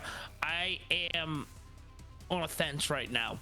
I am a huge fan of both J4 and Amumu. They both are kind of trying to get the same job done, become that early lane ganker, provide the CC that's needed to lock down and secure the kills, and then overall just kind of be a frontline CC machine. It's going to really come down to who can do it better right now. As we do see Lucian going to be picked up, I think that's going to be the first issue I have in this pick and bans right now. Lucian just very short range. I know of the potential and the burst that he provides, but I prefer my ADCs with a little bit of oomph and a little bit of attack range. I like the Cassante here, top side, because you do need a little bit more tank. Oh yeah. You once again are going to be able to just manipulate these team fights. It's all going to boil down to what Lucian is going to be paired up with here. You are missing a little bit of frontline, right? Like you do need something that's going to be able to keep your Ahri and Lucian protected, albeit they are very mobile. The other thing that I'm looking to see is if Negatron is looking to avoid having some of those team fight manipulators unavailable, and the Kog'Maw, I love that they took that away because Kog'Maw is so good into the likes of a J4. So I'm looking to see if we're going to be getting a Leona now that the Milio and Nami are taken away, if we're going to be seeing another different tank from NEC. Rel is still available. I think that might be the case here, and that was another champion that could have come in. I didn't even think about that, but Karma is going to be a strong choice. That's going to make the early game a little bit difficult for Negatron unless we see those J4 ganks be very effective. Yeah, that's going to be now putting a lot of more eggs into your basket. Again, the reason why I'm not the hugest fan of this Lucian pick here. Excuse me. Karma going to be able to be a very strong pick into it, but there it is. The gem, the diamond in my eyes there, the Taric pick, ladies and germs. That shining hope you see, it's just me. Oh, I wanted him a few games ago. I wanted to mention it, but I never got to it. I love this pick. I am so kind of more mad that Lucian is here with the Taric. It has utility. It has some synergy together, but it's not always the greatest. But it's not the worst. It's not the worst. I think the Taric pick really overall kind of saving this bot lane here. I mean, Lucian Taric is great. I'm very fine with that because you not only are able to allow for a stun, but you're giving them a little bit of healing. You give them a little bit of sustain in the early game, and then having that invulnerability in a composition like this, it makes it a little bit more palpable to have a J4 and Aatrox as your front line. Because if you're able to learn that invulnerability, it doesn't matter how much health you have, you're going to be okay. And now we're going to be pairing the Karma with the Ezreal. I did not doubt for a second that Ezreal was going to be that R5 pick because, Karma Ezreal, very oppressive in the early game. Aatrox versus Cassante, favorable matchup in my mind for the Aatrox. Ahri versus Aurora. If Aurora cannot avoid the charm, Ahri's going to have a great time. And so Tyler and Sasuke, I said at the very beginning of this series that the jungle mid is what I'm going to be really looking at here. And we're going to end this series with that being the, I think, deciding factor. Which one of these junglers is able to initiate in these ganks and team fights more effectively than the other is going to decide who wins this series. Yeah, I couldn't have said it any better. Ladies and germs, we're waiting for that delay to go down, but this is the last one of the night. Put your hands into the air, send all your energy to your favorite team that you want to see make it out, because they are going to need every trick and every bit of luck that they can get to get themselves out of here. Game 5 on the way soon. Don't go anywhere, guys. We will be right back.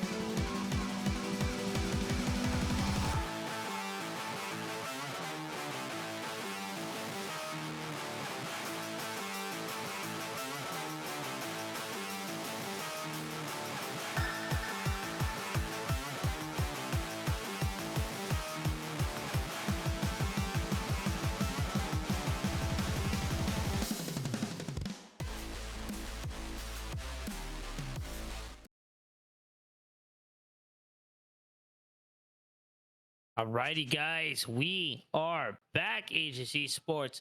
This is it, and it seems Gang7 is going to be the fan favorite here, as we are going to our Game 5. G7 will be on the red side.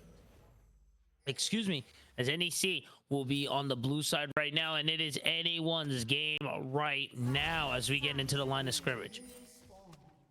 Yeah, we've seen some ineffective abilities in terms or not ineffective, but ineffective invades for warding. But now with this being a game 5, I don't expect that we're going to be seeing too much action at this point. You don't want to lose your game based on, you know, going too far forward or too far back at the start of this one, especially considering that, you know, if Kyler gets a kill, if Alt gets a kill, if Gumby gets a kill, and then for the same 3 people on the side of G7, that could be the difference maker between winning and losing this game and ultimately this series. So I'm okay with this.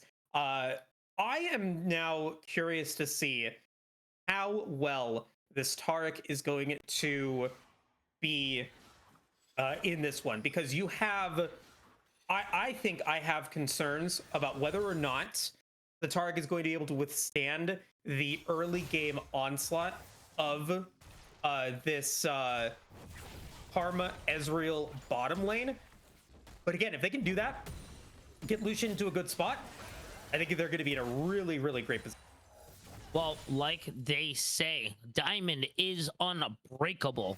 Okay, and my guy Sprinkler on the Taric, I believe in the gems so hard right there. And I think, like you said, it's just going to be that early game. You just kind of have to respect it. Don't get greedy. Know that, hey, when you go out for the wave and you go for some secures there in the minions, you're going to have to take some poke damage. You're just going to have to calculate it properly and play to your strengths, okay? And right now, it seems okay. Oh, putting on the damages onto Aurora. The electric is going to pop off there. The poke from Karma, that enhanced mantra Q, not going to find its mark there. And as soon as these guys get a couple more levels under their belt, they should be in a way safer position to kind of get a little aggressive there. You see Sprinkler kind of circle dancing around the minions. He wants to put down that stun, but he knows better. He knows better than to risk his neck out right now. As long as they're alive and as long as they're farming, they're winning right now. As a Loon gonna get put up into the chains, gonna break out right now. This is looking like a crazy score. It's a 4-man looking for this cross-up stun. He's gonna be flash forward. So Hook coming in and around the bandage toss, going to go, but the charm coming in. Alt going to find the first blood onto a Mumu there. As we get the flash forward onto the Optic Winds, they're gonna find Peck Performance right now, but now it's just a full ARAM skirmish and double stun going to land. Steel Warrior City on the TP, going to fall. Optic going to go in as well. The Feet of Warfare going to be claimed by Ari, and that's going to be onto the blue side. And right now, the Negatron Cloaks right now looking good to try to finish this one out. This is the step forward they need to get to that finale. Sasuke thought that they had it. It just wasn't in the cards, because all 4 members of Negatron that were there, they were there quicker and in a more effective position than G7. Sasuke goes in. I think that they thought that, oh, this is going to be a great position for them. They're going to be able to get these early kills. And indeed, they are able to get 2 kills. But unfortunately, Kyler able to stay alive and Alt, so that they both are able to secure themselves those kills. That is the impactful difference maker there, because now that allows for them the opportunity to really control the jungle. If you're Kyler, you have now the chance to go for these invades. You have the chance to maybe defend against some of these attacks onto Dragon, onto the Void Grubs. And you have to shout out Sprinkler being able to land a great stun onto those 2 members inside of that choke point. Very impressive stuff. Always got to remember, with this stun, you got to aim yours and where your ally is going to go. Also include if they're going to have that flash. But now the World Ender himself in a 2v1 situation, looking good right now, going to not get hit by the shockwave there from Consante. If ult was available, this was Wild Rift. That would have been a crazy situation there. But unfortunately, it is 6 for the levels here. They are going to be able to survive. Gumby has to play this smart, has to respect the all in. Doesn't have the 6 there either. Blue team continuing with that momentum, with the tempo, going to be able to secure the first Drake. Infernal Drake in the pocket of the Negatron Cloaks.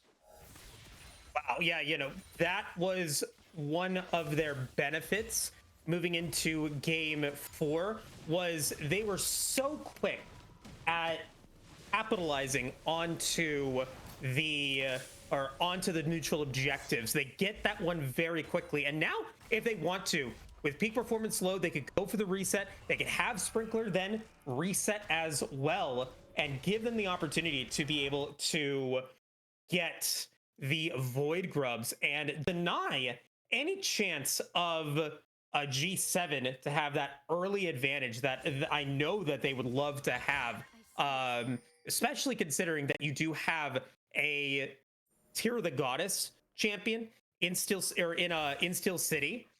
You want to be able to get going as quickly as possible, because once you're able to get that Muramana, you are at a point where you are insanely strong for a window that is determined on how well you played in the early game. And so not being able to get those kills onto them is definitely bad news bears. But Optic Waffles, they did secure 2 kills in that first engagement. They're going to be relatively accelerated at this point. And so once you get level 6, once you get that Curse of the Sad Mummy, what are you going to be able to use with that? Are you going to be able to help Optic Waffles extend their lead even further? I love how you use Accelerated as the Hextech alternator is in the pocket there for Optic Waffles. No pun intended. I'm going to be able to put on that little bit of extra damage there. It is now a slight pause into the action here. It was a very back and forth explosive in that early man skirmish here. But I like that G7 was able to pump the brakes here, kind of slow the game to a crawl and cause a catch up here.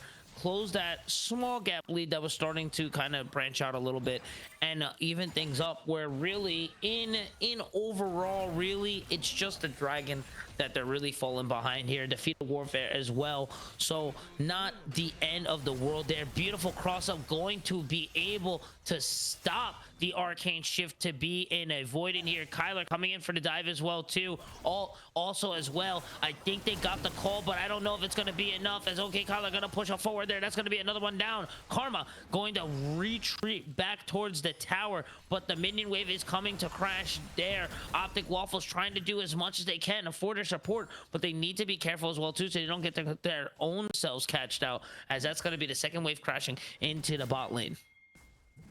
That's the power of having those 2 early kills. Kyler feeling very confident to go for that game, or go for that very deep dive onto Steel City. Check out the pressure bot lane. Even with Arcading Shift and Flash, it still just wasn't enough for them to be able to get back, or to be able to avoid that. And yes, Boy was able to survive. However, making your Ezreal 0 and 2, I'm talking about that window when Muramana is making you one of the most powerful champions in the game. Now that you've died twice, that window is shrinking further and further. And now that they've been able to get the Void Grubs as well, they have pushing power with this Lucian. The last thing I want to say before I get it back to you was, even though Kyler was the one that ultimately facilitated that kill, they were still able to ensure that the kill and the money that goes with it went on to alt. That is going to help them get to that first item much sooner than had they gotten the assist. Not much sooner, but you know what I mean. Money matters, especially where it lands, so much, and it really makes a lot of games. It could be cool that you guys get 5 kills in the beginning, but if they all land on a Zac, you're not really writing home much about it, you know? So just being able to execute it properly, being sure that it gets onto the proper champions here, is just another example as to why both teams are here right now. in playoffs, showing off all their potential and all their greatness for us folks at home right now. We're going to see the two-man rotate back into it. They do not have any vision of this. Okay, Kyler going to come in with the EQ combo. The stun lock, see you later.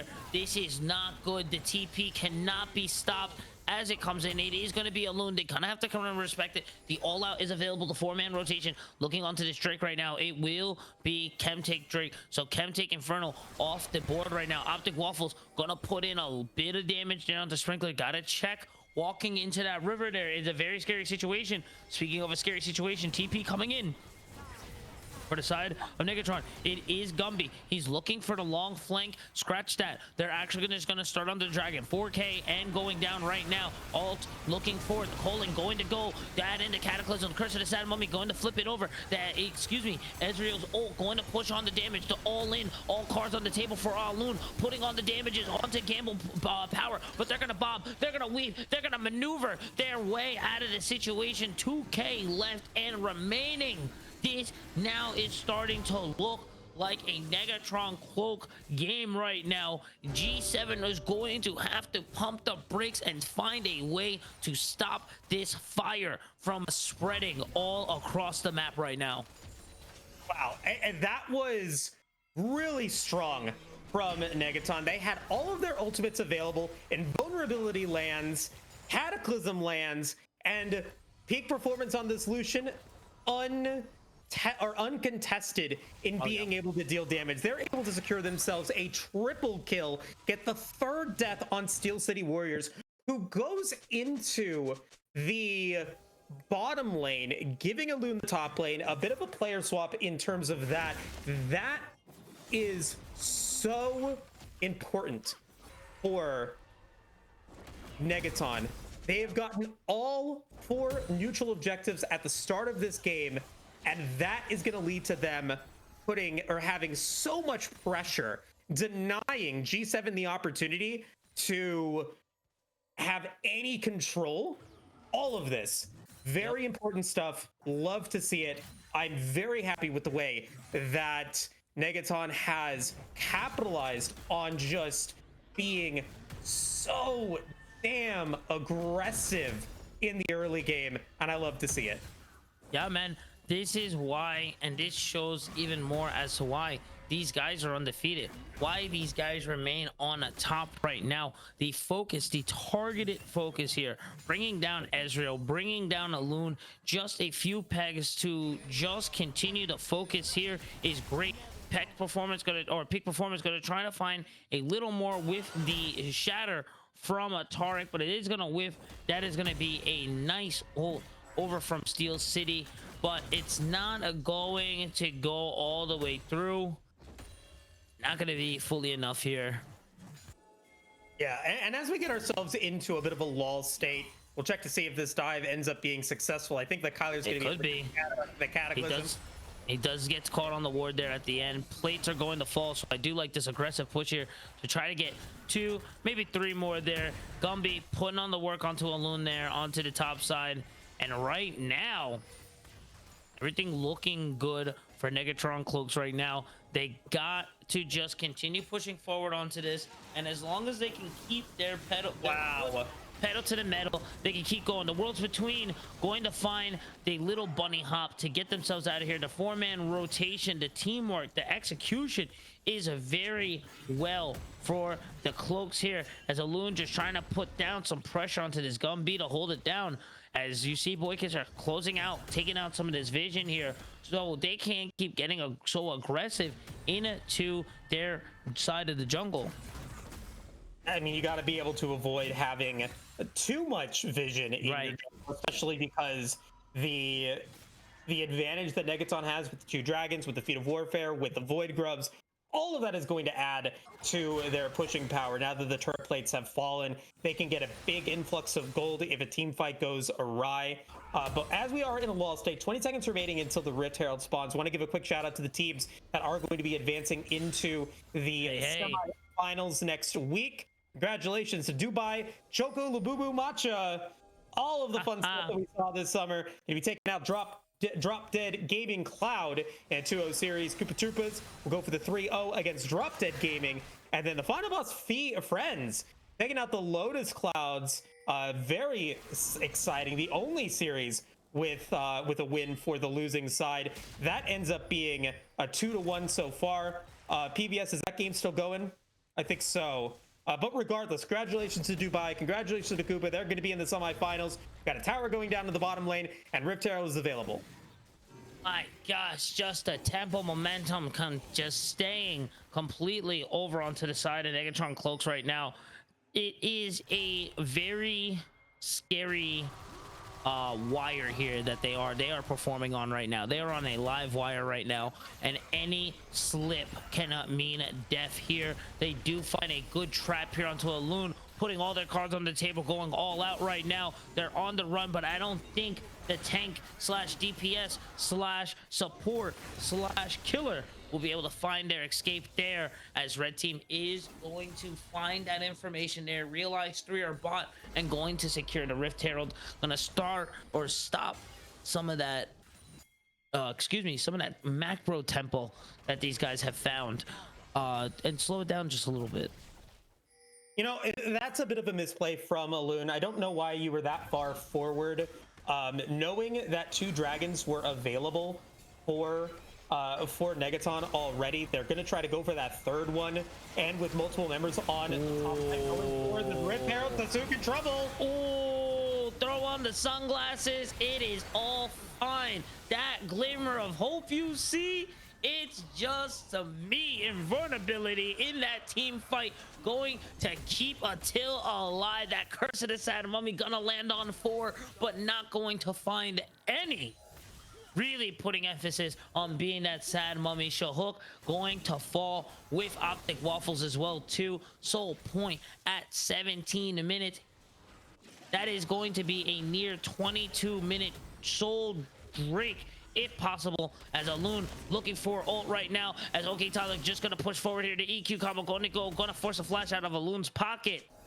They gotta be feeling good right now. It is not over yet, but these are the steps forward that you take to try to close this out. Speaking of closing out the colon, going through to the mid wave, Steel City gonna bob and weave through the minion wave and keep themselves afloat, and a steadily or relatively healthy there too. Very interesting that we saw 2 Chemtech souls and we saw 2 Mountain souls with only 1 Infernal. So no Cloud soul, no Hextech soul, no Ocean soul. Either very aggressive or very defensive souls, right, for both of these teams, and that is that's fun. That's real fun. Right. Now seeing that it is going to be that Mountain Soul, giving that extra bit of resistance towards the team that is a little bit less healthy in terms of, like, they don't have as much health. Right. As G7. If they're able to get that Mountain Soul, that really, like, makes it so you don't have to deal with some of the bigger threats damage-wise. And at this point, your damage threats on G7, they're not really performing yet. Steel City 0-3, 2-3 on Optic Waffles. If they get that Mountain Soul, I think that this might be a GG game. Oh yeah, man. They, like I said, they were playing the early game pretty well. It was very back and forth, but now a near 6k gold lead right now, as it is extending. Only 3 minutes left and we can be into soul point right now. Sprinkler trying to find a little bit of a stun there. Oh, gonna come up onto Kisser right now. Is gonna find a pick there. The catch potential so real. Gonna just ult as well too. Just a little sprinkle on top. Excuse me, from a Sprinkler, no pun intended on that one, and just to keep themselves afloat and alive. Gumby getting into a 1v1 right now with Alun onto the top side right now. The defense is not really working out so well for them, as we have 2-minute countdown here, where I feel this is really going to solidify either team's position in this game 5 right now, because with it being Earthdrake, oh man, the World Ender looking for the 1v1, trying to get the solo bolo all out towards the tower to dash back forward. It's not going to be enough, as Gumby finds the solo bolo kill on the top side. Everything right now is looking up for our boys in blue. You know, despite Gumby not having any kills before that, the reason why they did so well in that 1v1 was because they had a 40 CS advantage against yeah. Loon on this Cassante. I'm really not sure why we decided to go for the swap for Steel City. Right. Going to be Ezreal. I know that Steel City plays Ezreal, but I don't think that Aluna is. I don't think that either of them have really performed in this one. But Alt going to be able to get the charm, so who can trouble? Finding the shatter, the cataclysm yet again going through. Alun looking onto the back line right there, but has to scatter back there from the flank. Just wasn't feeling very confident. The Worlds Between coming in from Optic Waffles, trying to find a mix-up, trying to confuse the enemy team, put on the damage. Ult very low, but they're going to be able to maneuver their way out of there. Boy, looking, trying to help, trying to put on the damage, and starting that damage, that early game damage starting to fall off for the side of G7 here. An 8.6k gold lead right now. Scratch that, it's almost about an 8k gold lead. This is starting to look a lot like game one right now when we first started casting earlier this evening. Yeah, this game is a return to form for the side of Negatron. They have done so much to make this snowball happen, and I will again say it, you know, sometimes the best strategy is to have an impeccable offense, and that is what we saw there. They were getting the first dragons. They were able to get the void grubs. They were able to make it difficult for G7 to be able to start the snowball of their own, but a nice curve is the sad mummy. It's just not going to be enough right there. Invertibility yet again. Gonna find a knockback. Alun gonna finally find an opening. The all in onto the back line. But they are just so healthy, so tanky. This might be the ace that they need. Alun on the run. And he's gonna get shattered by the gem god himself. He has climbed him out. Targon, he has seen the peak. Sprinkler keeping the team alive and keeping everyone at the pool safe in the lifeguard skin. 19-3, 10k gold lead. The deficit, the gap is becoming a very large one right now, as we may be seeing a near 23-minute soul, as we see a 22-minute and 22-second ace with that dragon secured. That will be the Mountain Drake soul. Top tower tier 3 going down. I think we may be seeing the final steps here of game 5, unless G7 finds a way to bring this back into their game. I think that this game is pretty much over. You know, bounties are on all 5 members of Negatron, and you know, Sprinkler having a phenomenal game with the invulnerability ultimate, utilizing it so effectively and being able to keep multiple members alive. Now with the Serpent's Fang and the Black Cleaver available for Negatron, you're avoiding a lot of the shields that Boy Kisser is going to try to go for. You're able to get through your Cassante and Amumu, who are desperately in need of money. I'm not sure what G7 can do in this one. They're going to have to find a pick, maybe like this one. As the bandit charge goes through, I don't think the full execution was there. The trigger wasn't pulled. I don't think everyone was ready for it. Second bandit charge is going to go. It is on a slight cooldown there, as they do look for this siege into the mid lane. The stun going to land. It's going to immune 2 right now. Here comes Gumby, the world ender, over onto the flank right now. That's going to be 1. That's going to be 2. That's going to be 3. Looking for 4. 1 more in the worlds between for Optic Worlds. Gonna bounce, gonna weave, gonna hop around like a bunny, but I don't know if it's gonna be enough up against the wall. That's gonna be the ace. And ladies and gentlemen, they do it. The reverse, not the full reverse sweep, but they bring it back from the depths of destruction. The undefeated dogs remain undefeated in playoffs.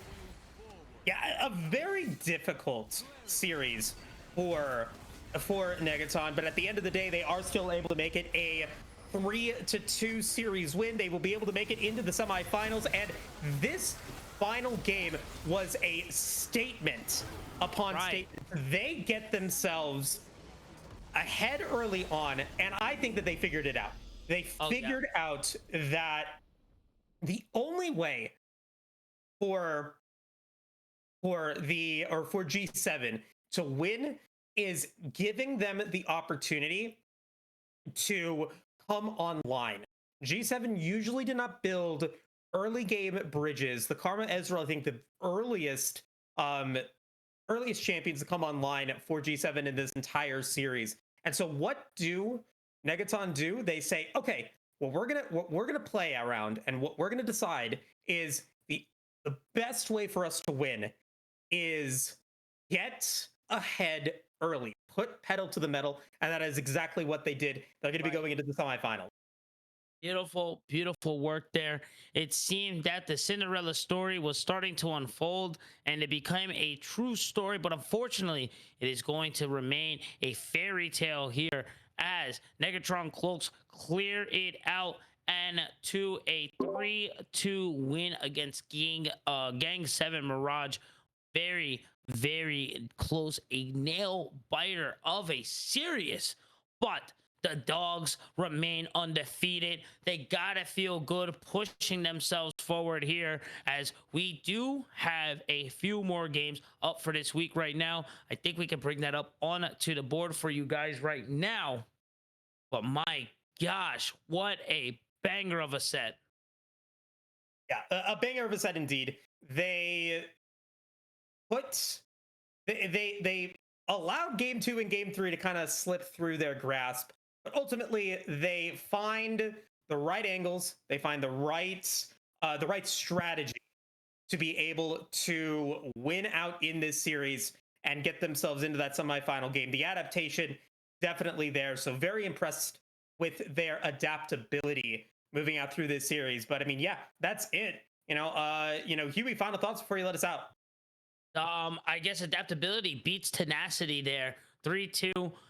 It was a great coming down for you guys. Moose, you were fantastic. And of course, big shout outs to PVS on the 1s and 2s, on the production line for us, making us look fantastic. Thank you all so much being here for the semifinals. We have a lot more. Be sure to follow the Discord for the schedule and a lot more information. With that being said, it's been your boy Huey. With me on the table have been Moose. And of course, again, a big shout out to PVS, making us look fantastic. Thank you all so much. Until then, stay hydrated and say hi and love your mothers. Peace. これ着てみたいな。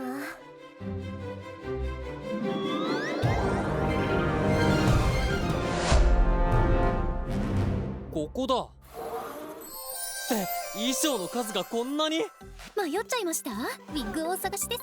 リボンの種類が豊富なんですよ。見ます？鎧はいかがですか？